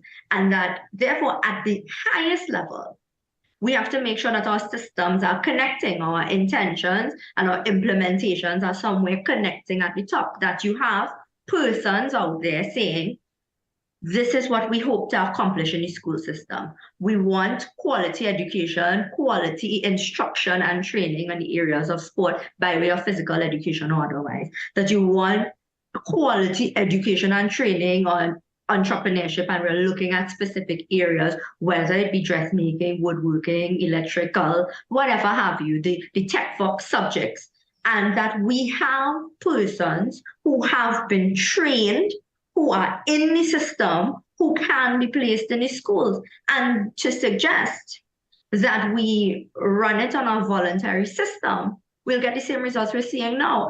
My secondary school, the second term of the second school term, not before the Easter vacation, we had extracurricular for that entire semester, where we had hundreds of instructors all on a voluntary basis coming in to teach us everything from photography to makeup, and so you choose your course and whatnot, and we benefited from that. And only when I left secondary school I realized other schools did not have that. That was not available to them. And the schools that those systems are not available in are the schools that need the most. And therefore, if we are not in a space where, as we started, we are very clear on the problem that we're facing, we've identified it clearly, and we are working in a targeted and systematic way to intervene at the top level to correct the inequity, then we aren't doing anything. So I hear you on the voluntary system. I understand that it could be a starting point, but I disagree completely, 100%, that it should be the role of the schools, principals and teachers going out there into the community searching for people, not sure whether or not they have any certificate, any that they're qualified instructors to impart knowledge in the space that we are looking for. Because again, this is not looking for a side hustle. It's not looking for a space where people get something to occupy your time. You're looking at quality education in the context of poverty reduction, in the context of poverty alleviation, so that you have persons coming out of the school system with the academic requirements, you must say English, etc., but some skill set that they can change the economic circumstance that they may have been born into, that their families are in, and that you've created this system at the top. Because this system, while we want it, and if anybody who knows me knows that I am 100% for changes at the community level, and there's a space for that. But in this discussion that we're having today, at the very top, we must see our intentions and our implementation meeting up. And if we have a human resource problem, everything else that we discussed today will not come to fruition, because we just simply don't have people in the system to make it work. And unless somebody at the administrative level can tell me differently, that there is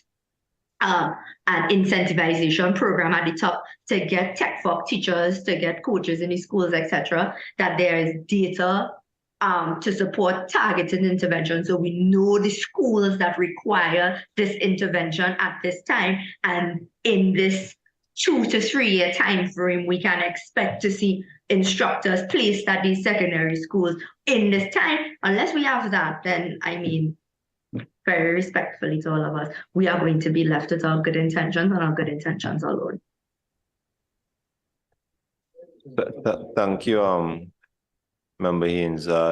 Member Thompson, aye?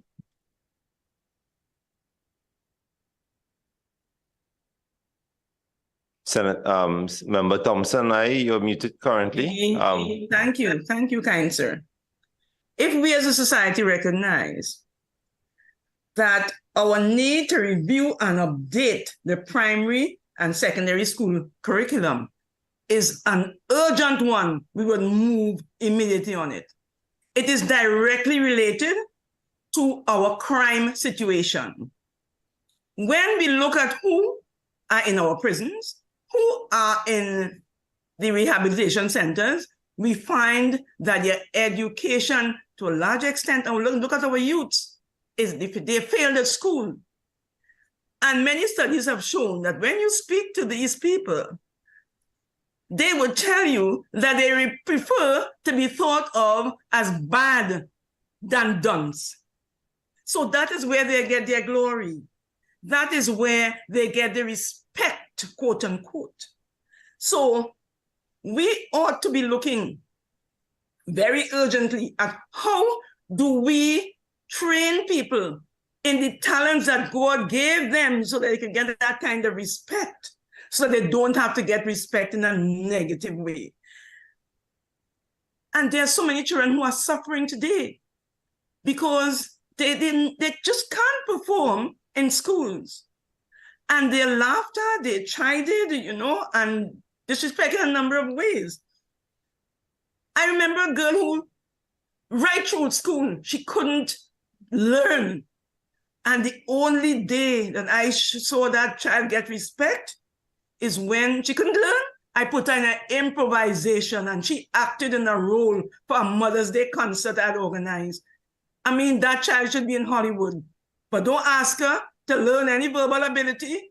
Don't ask her to spell or anything like that. But put her on a stage.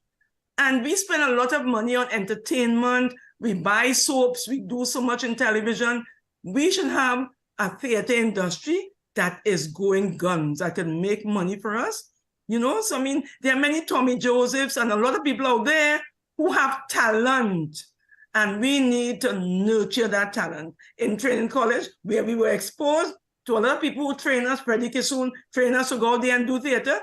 But when we did it on a voluntary basis. In the afternoon, we would have a group of children who wanted to learn. So we need to think that this is an urgent matter. Our future peace in the society depends on the development of the talents. This is part of what we have to do, you know. To the fullest ability, we have to develop all the talents of our children. And I can tell you, per square mile, we have more talented people in Trinidad and Tobago than anywhere else. God has blessed us. We do have to do what we must do. Thank you, Mr. Chair. Thank you, Member Thompson. I would like to ask a question to the Ministry of Youth Development and National Service. How does the MILAT program incorporate entrepreneurship in its pedagogy of the subject?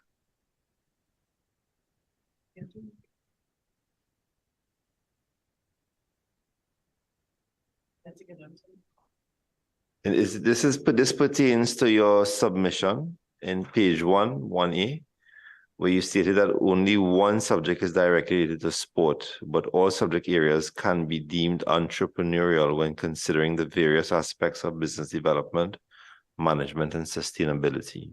My question is, how does the MILAT program incorporate the entrepreneurship into the subject? I will ask Major Benjamin, who is the director of the Specialized Youth Services Program. The MILAT and MyPath fall under that program. I asked him to assist us in the response. Thank you very much, PS. Thank you very much, Chair and committee members. The MILAT program, of course, is military-led academic training.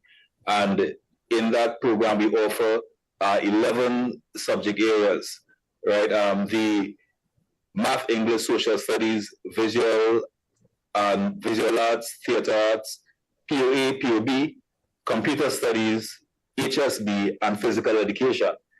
The 11th is life skills, which is a non-examinable subject area. The response that was submitted, Chair, is in relation to the areas of POA and POB, specifically, as well as visual arts. As the Ministry of Education was saying, that there are threads in those subject areas where entrepreneurship is involved.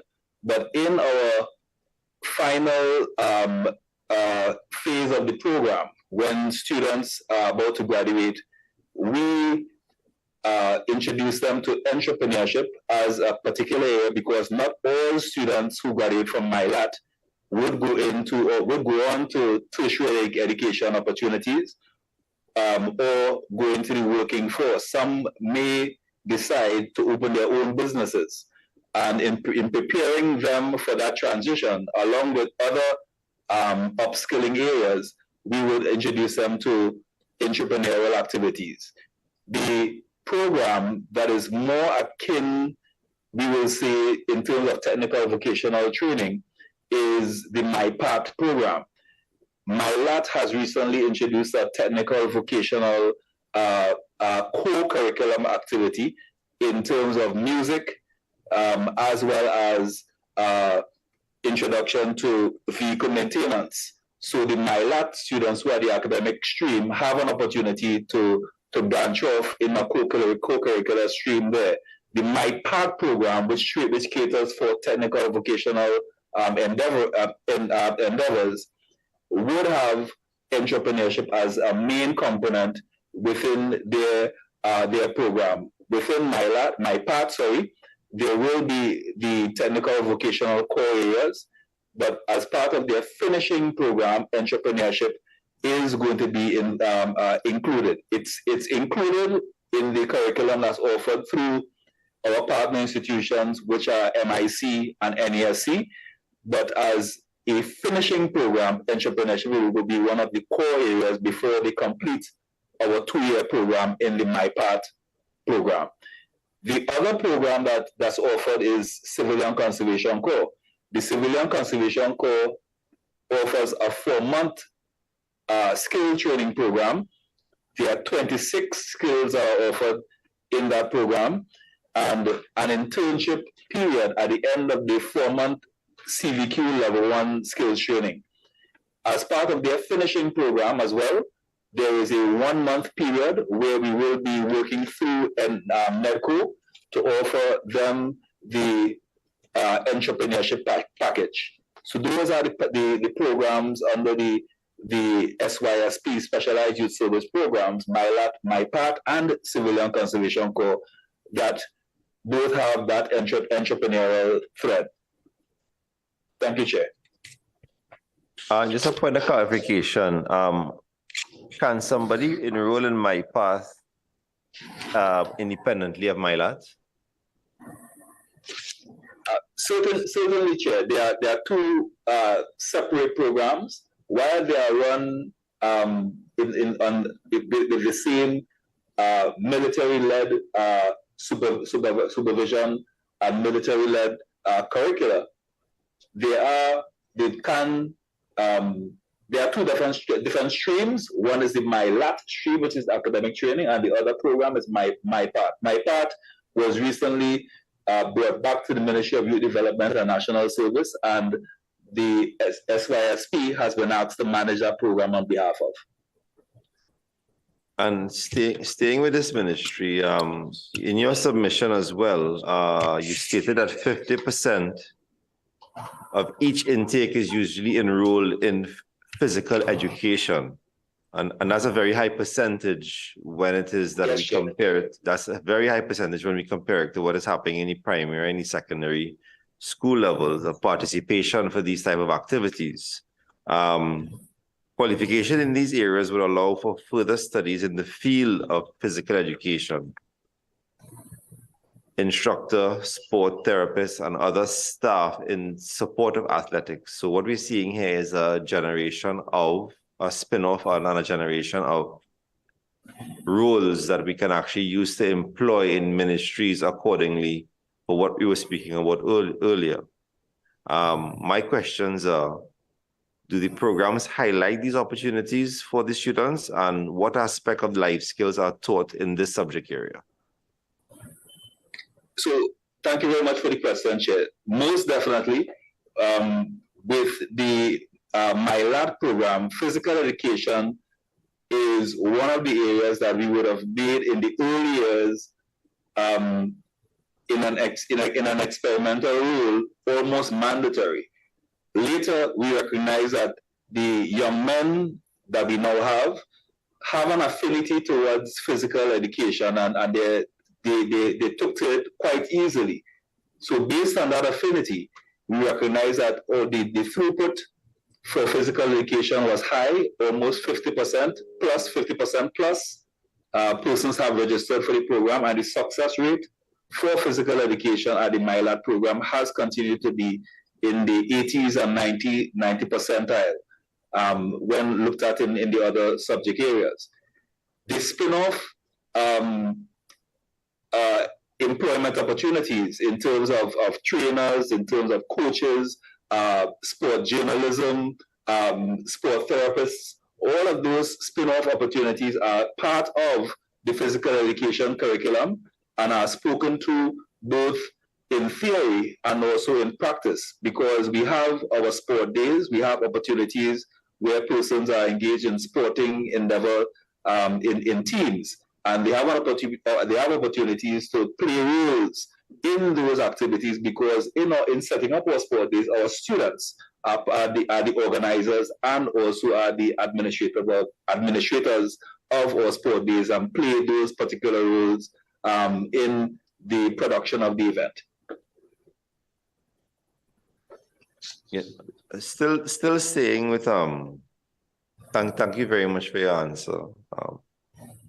But I'm still staying with the Ministry of Youth Development and National Service.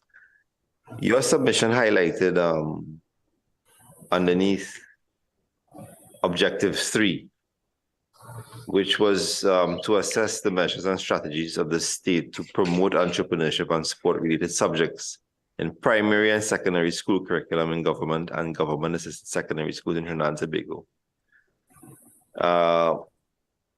The submission highlighted the 40 under 40 program, which is very interesting, which is aimed to provide students in fourth form support in areas of personal and professional development while interacting with youth development influencers under 40 years. That was in your submission, page 3, number 1. Does your ministry intend to extend the program beyond the 40 schools selected, and what aspects of the life skills are taught in this subject area? I will ask the Director of Youth Affairs, Mr. Sean Ramerton, to assist us. Okay, good afternoon, Chair. I'm pleased to respond. In terms of the 40 under 40 program, definitely the program would have been started in 2019. However, because of the COVID pandemic, we would have suspended the program. We have re-established the program this year, 2022. Thus far, we have been able to accomplish 12 engagements in terms of schools. And we have another 14 schools in Trinidad, and we are targeting 2 additional schools in Tobago in terms of this program. The program also has a component that is a social media component, which would facilitate at least 6 engagements and 3 community engagements. In terms of the 40 under 40 program, the component basically would take influencers in different endeavors, persons who have exceeded in terms of entrepreneurship in different fields, whether it is in media, whether it is in sport, to the schools where they will share their career path in terms of their entrepreneurship journey with the young person, so as to motivate and empower them to become involved in entrepreneurship.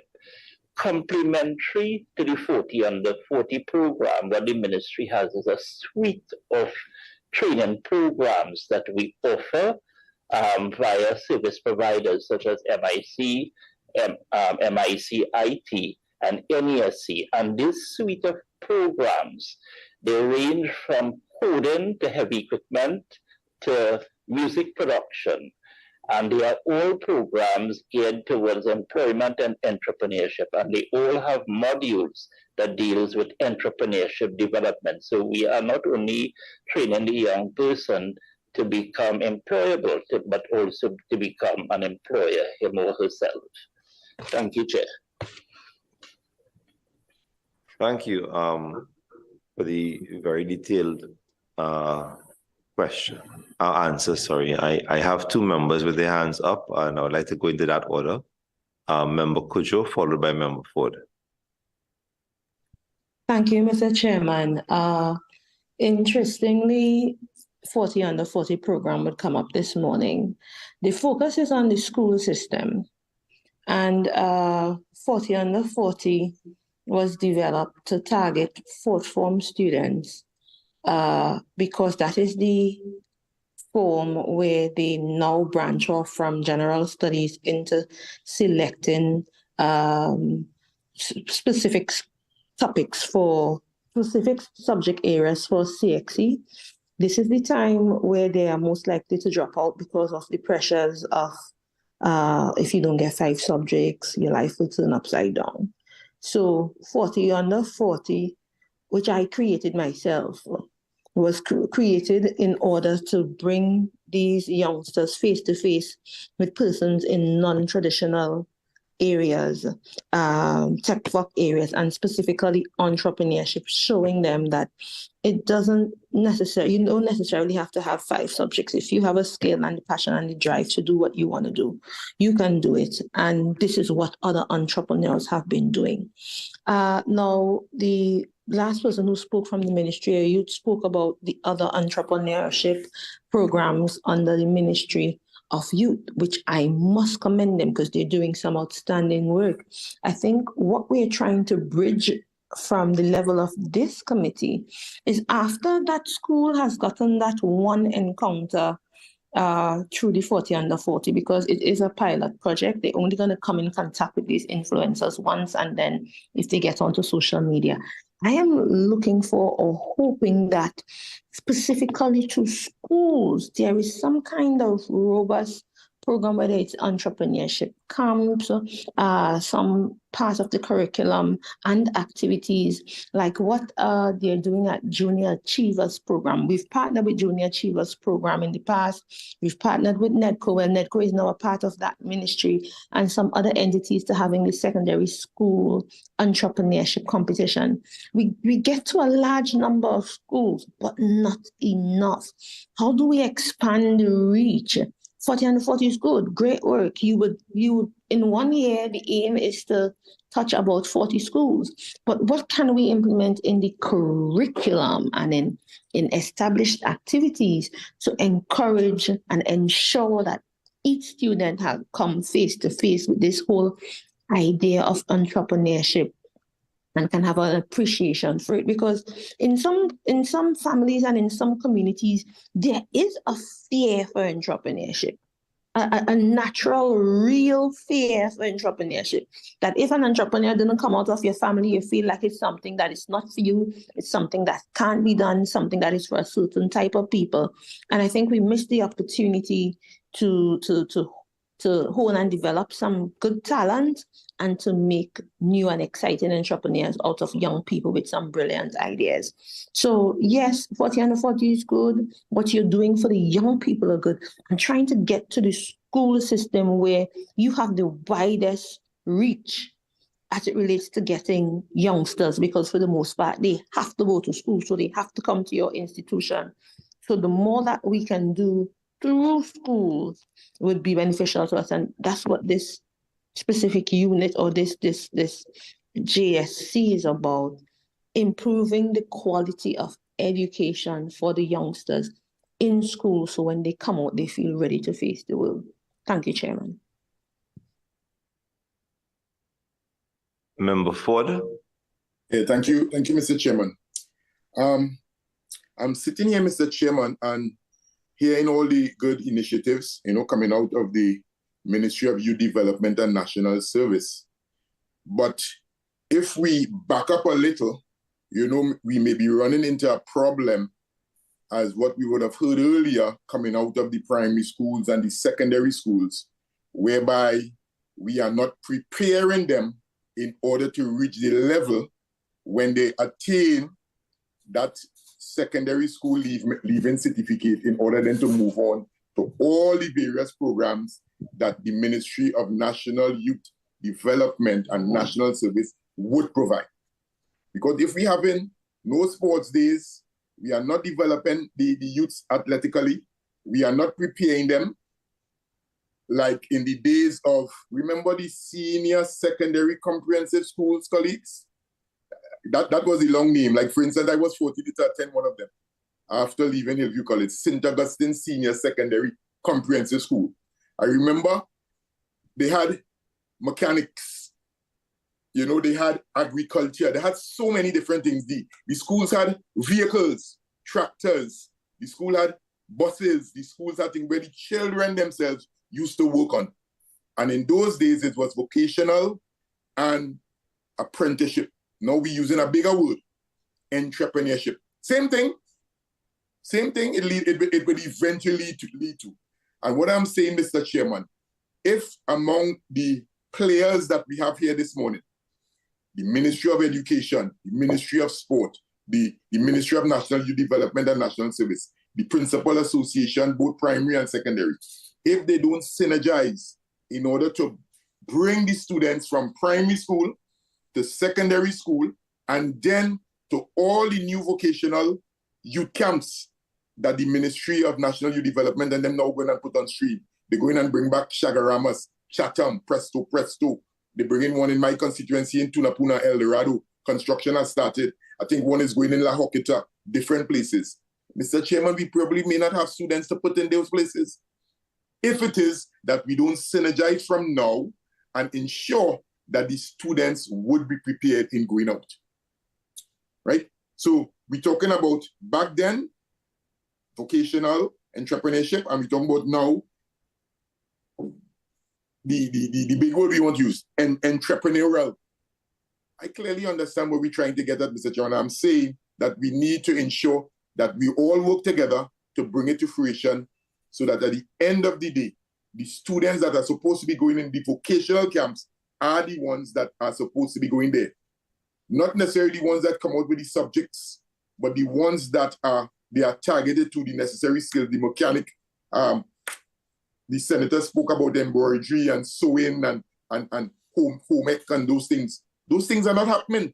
So therefore, and those are the ones we need to get into the youth camp when we come along. So again, I don't know if the Ministry of PS Farouk Hussein, and they would like to identify all the necessary camps that are coming on street with all the necessary skills that are going to be offered to ensure and to reiterate to the listening public and to the primary schools and secondary schools that they need to ensure that the students are ready for when they reach the age 17 or 18 or 16 in order to get to those camps.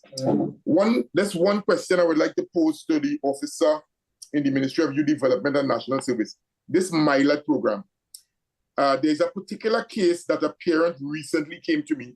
Her son is 15 years. And I think the policy and the guidelines is that the student must be 16 years of age. Are there any opportunities where that can be waived, especially in light of the condition of the youth? The youth is really in need of assistance. The school system don't seem to be working for this particular youth. He's 15 years of age, and the parents would really like him to get into the MILAT program, which is due to start, I think, sometime this year. You know, I think waiting one additional year, Mr. PS Hussein, will become difficult for this particular student. Probably we could have a chat on it offline, but it's something that we can look at in order just to see how we could waiver for this particular student that is really in need of this MILAT program. As you said, it's military-led supervision, and that is definitely needed with this particular student. Thanks, Mr. Chairman. Thank you, Member Ford. I have the hand of Senator. Oh, sorry. I would ask the Ministry and Youth Development to respond to the question. Yeah. Okay. In respect of the special case referred to by the member, we can treat with that offline. And in terms of the various youth development and apprenticeship centers or YDACs, which were previously referred to as youth camps, the Director of Youth Affairs would give some details. Okay, thank you. Yes, I'd like to respond, Chair, to the question. In terms of the YDACs and the YDCs, YDACs are Youth Development and Apprenticeship Centers. They are residential in nature, so the young persons will actually be living on compound, and then we have also the YDCs, which is Youth Development Centers, which will cater for the young person who cannot commit to residential training. Now, in Trinidad, the youth is considered somebody from 10 to 35. So the YDACs will cater for those young persons 15 to 25, and the YDCs will cater for those young persons up to age 35. Now, the training program at those facilities recently, in June 2022, Cabinet agreed to a final report in an advisory committee on the YDACs and YDC. This was an advisory committee chaired by former Minister of Education, Minister of Education. Now, that advisory committee would have suggested, the recommendations were accepted in terms of 21st century skills at these facilities. And they were looking at the areas of creativity in terms of curriculum, critical thinking, problem solving, communication, ICT, training, citizenship, as well as literacy and numeracy, as well as youth entrepreneurship and self-employment.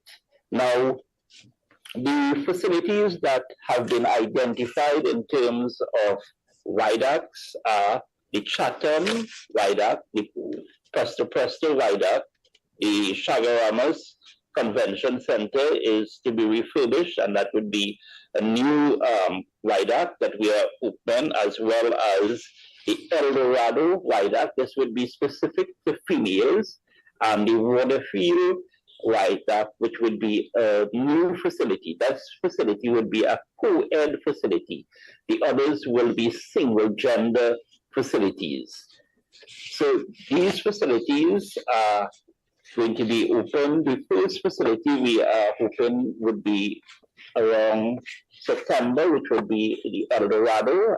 And we, in terms of construction, we are estimating the Chatham would finish around December.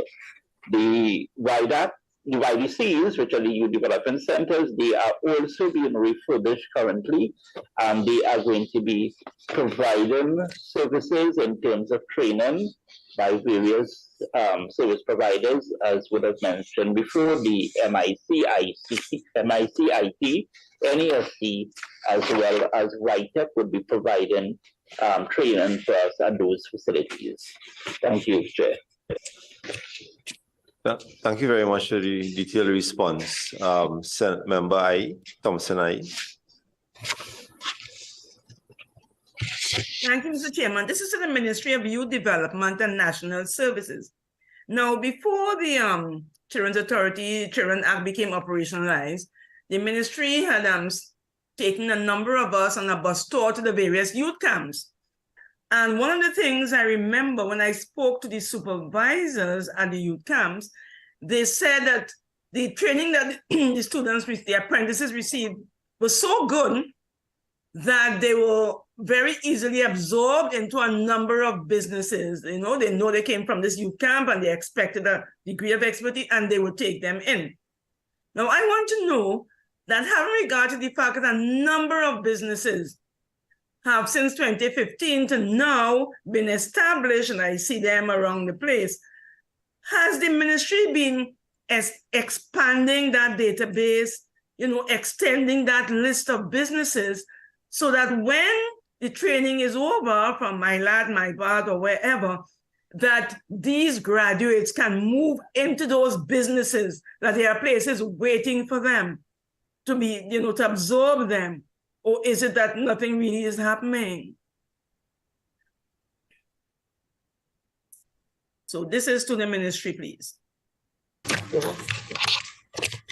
In terms of the database, what we depend on usually would be our instructors. They are familiar with the subject matter experts and the industries out there, and they are the ones who are current in terms of the data. So yes, we do have a listing in terms of the new sectors as well as businesses in the sectors. Not if you have a listing. Have you been expanding that listing? Because, a lot of people who have lost their jobs have used the opportunity to open their own businesses. And there are quite a number of entrepreneurs, a number of very talented female plumbers and so on. Have you been expanding that list? So people don't come out and they're frustrated because they can't get places. You say you have a listing. Have you been expanding it? Yes, in terms of the listing, yes, we keep expanding. Once the instructors provide the data, we would add to the listing. Thank you, Chair. Thank you. Ms. Rayburn Hicks, you had your hand up a little while now. You would like to make a comment? Mrs. Hicks-Raeburn. Yes. I'd just like to invite Mr. Simon to make a comment on the issue that is being raised regarding the tech work, if you will. Good day again, and thank you very much, Mrs. Hicks-Raeburn. Mr. Chairman, I would like to just touch on the issue of in front of us with the tech VOC and the way in which it applies to the new youth camps that are going to be opened. And principals will like, especially from the secondary schools, would like the opportunity for a change in approach to the youth camps and the tech VOC area, because we need to recognize that the tech VOC area needs to move beyond our more traditional and historical approach to it. And as Member Scotland was speaking about the use of technology, it must incorporate the use of technology. I sat and I listened to the comparison between the ages, the comparison between the new student and the student that we were. The student that exists today is totally different. So that any attempts to revitalize the tech VOC area, and this is a must, it is imperative if we as a society must move forward. It must be revised, but it must be revamped. It must be revamped to include technology. We must be thinking along the lines that titillate the brains of the present generation. What part is robotics going to play in this? What part is artificial intelligence going to play in this? We are not preparing a student for the next 5 years. We are preparing another generation. And the generation is moving away from the traditional practices that are embedded in what we are accustomed to. I think the Ministry of Education is very aware of this, and their emphasis on technology is in some way starting to prepare all of us as a nation for the changes that must take place if we are to compete on the worldwide stage. And this is something that I think we really do need to pay attention to. I will simply end by exemplifying a situation. I think Ms. Hayes spoke very eloquently about the role of the community and the tech VOC areas and how that can play a significant role. We as secondary school principals were able to look at a Belizean model which highlighted linking their tech VOC skills and their tech VOC areas to certain industries. I myself was born in Grand Riviere, Tobago, and in that general geographical area, there is a secondary school. But if we are thinking about the tech VOC areas and getting individuals from that particular area interested in what is taking place, how come there is never something done on the fishing industry, boat building? We have to now zero in into our communities, look at the particular skills, and we must not only do so from the traditional point of view, but we must examine the new trends in education. I end by suggesting that nothing that we do in terms of our planned approach for the youth camps, nothing that we do should not, or everything that we should do, let me just rephrase that, everything that we do should incorporate technology, in particular robotics and artificial intelligence should be very, very at the core of everything that we attempt to do. Thank you very much, Mr. Chair. Hi, good day. Thank you so much, Mrs. Simon. I see the hand is still up for Ms. Hicks-Raeburn. Yes, Mr. Chairman, I just needed to follow up, just comment based on what Mr. Simon would have said and make a plug for the push for the steel pan manufacturing, which is another CVQ area that our principals, some of our principals would have identified as an area that requires a tremendous amount of attention. And it's a potential, it's an area which has been, some schools have been trying or been asking for, greater assistance in regards to getting a project such as this pan manufacturing to the CVQ on stream. And in light of one of the overtures of our new president, who sees the importance, the focus on the use as regards to, and making a plug for the use of pans and the pan industry and development to assist in that regard. It is one area that we really hope that the committee would please think very strongly on, and please, do what is necessary to use this avenue as well to support, some of the issues, solutions to some of the issues that we are dealing with. Thank you very much, all.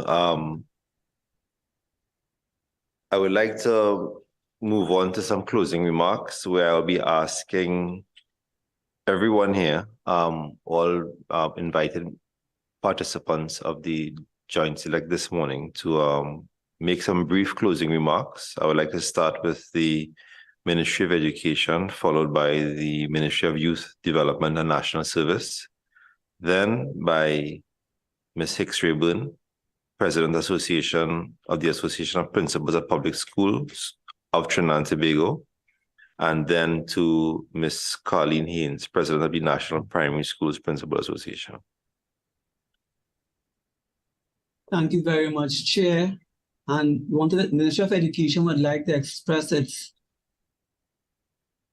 stance for this session. We would have discussed a number of challenges that we face going forward, but amidst the discussion, we also heard about partnerships that are actually ongoing at this point in time. And so, as we leave this session, we are certainly not going to leave working together. And so that collaboration with MYDNS, with the two Principals Association, will continue to ensure that our students do receive at both the primary and the secondary school level that quality education which we have charged with providing. And again, to ensure that as they transition from one level to the next, that we minimize, if not possible, eliminate those gaps that some of our students do face. Once again, Chair, thank you very much for this opportunity. You're welcome, Mr. Smith. Mr. Hussein? Thank you, Chair. I wish to support the comments of the Chief Education Officer in terms of the collaborative approach, and we are already undertaking some measure of collaboration in terms of the 40 under 40 program at secondary schools. Our ministry is committed to creating a supportive entrepreneurial environment to anticipate and respond to small and micro enterprise development needs, thus resulting in a greater contribution to national development. In particular, the ministry is actively working to unlock the entrepreneurial potential of the youth by promoting young entrepreneurs. I thank you for this opportunity for engaging on this most important topic. Thank you. Many thanks, Mr. Hussein, on behalf of the ministry. I now ask Ms. Charlene Hicks-Raeburn for her closing comments. I would just like to, on behalf of the Association of Principals of Public Secondary Schools, to thank the committee for the opportunity to share our views and to be made aware of the continued efforts of the respective agencies. The association is committed to do its part in working with administrators, to support administrators, to, as far as possible, make every effort to make their schools, all schools, schools of quality, and working with all our students for the good of our students, for the development of our nation in total. I thank all members who have been here, who have shared with us, and we are indeed edified and encouraged by the information that we have received. And we will continue to look forward to the opportunity to continue to partner with and to work for the good of all. Thank you very much. Thank you, Ms. Hicks-Raeburn. I'd like to call on our Ms. Colleen Hayes for closing. Thank you, Mr. Chairman. Our responses had some recommendations as we move forward from this particular meeting in terms of what can be done. What can be done to improve in our curriculum, to improve entrepreneurship being included, and some of the activities that can be done. And I just want to say, we also just want to recognize, I didn't mention it before, but Ms. Nicole Henry-Waldron is from Tobago. And I just wanted to say that there are some things that are done a bit differently in Tobago, because they would have coaches, and Ms. Nicole Henry-Waldron, I just want to just welcome her for less than a minute. She's going to just let you know there is a sport in school team that is available in Tobago that assists primary schools. So again, thank you, and I welcome my trustee from NAPSPA, Ms. Nicole Henry-Waldron. Just to say quickly about Tobago, because we realize there's a bit of difference in Tobago. When I was speaking, I spoke about many things that are happening in Trinidad, but Tobago as well has a bit of difference. Nicole? Pleasant good morning to everyone. Let me just first reiterate that in the paper Ms. Haynes has, the information is stated there. We are having a bit of challenges present in Tobago with fluctuation of current. So if I'm out, it's because the current went and so forth. Presently in the Tobago sphere, the past regime under Mr. Orville London, whilst he was the Secretary for Education, Youth Affairs, and then Sport, would have instituted in that division a sport in school unit, which is directly under the supervision of the school supervisor too. In that unit, you have many specialists that run various sporting programs for the primary and the secondary school. These persons are not only trained in sports management, but they have also served the country on a national level.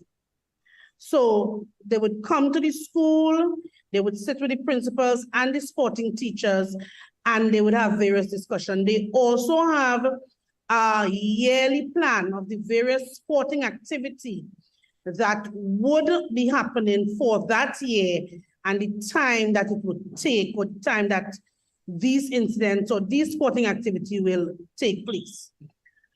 We also partner with the Division of Sports and Community Development. They have some coaches that are attached there, and the coaches go to the primary school and they do developmental training with a lot of the primary school as it pertains to physical education and the teaching of sport.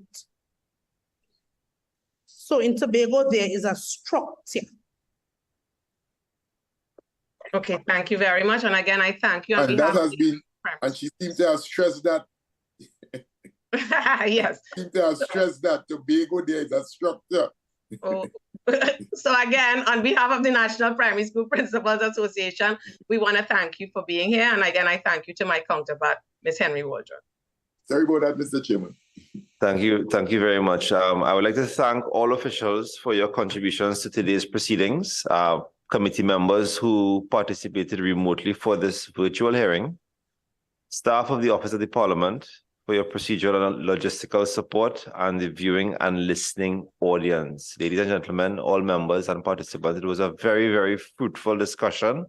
I think our minds have opened a lot, and we can take a lot back from all discussed. Thanks again for all your time and efforts. At this moment, I would like to thank the listening and viewing audience and declare that this meeting is adjourned. Have a good day, all. Thank you, everyone. Take care. I don't think it's fair to bring on Ms. Waldron, and because I feel to close up my office and come to Tobago right now with that scene behind her.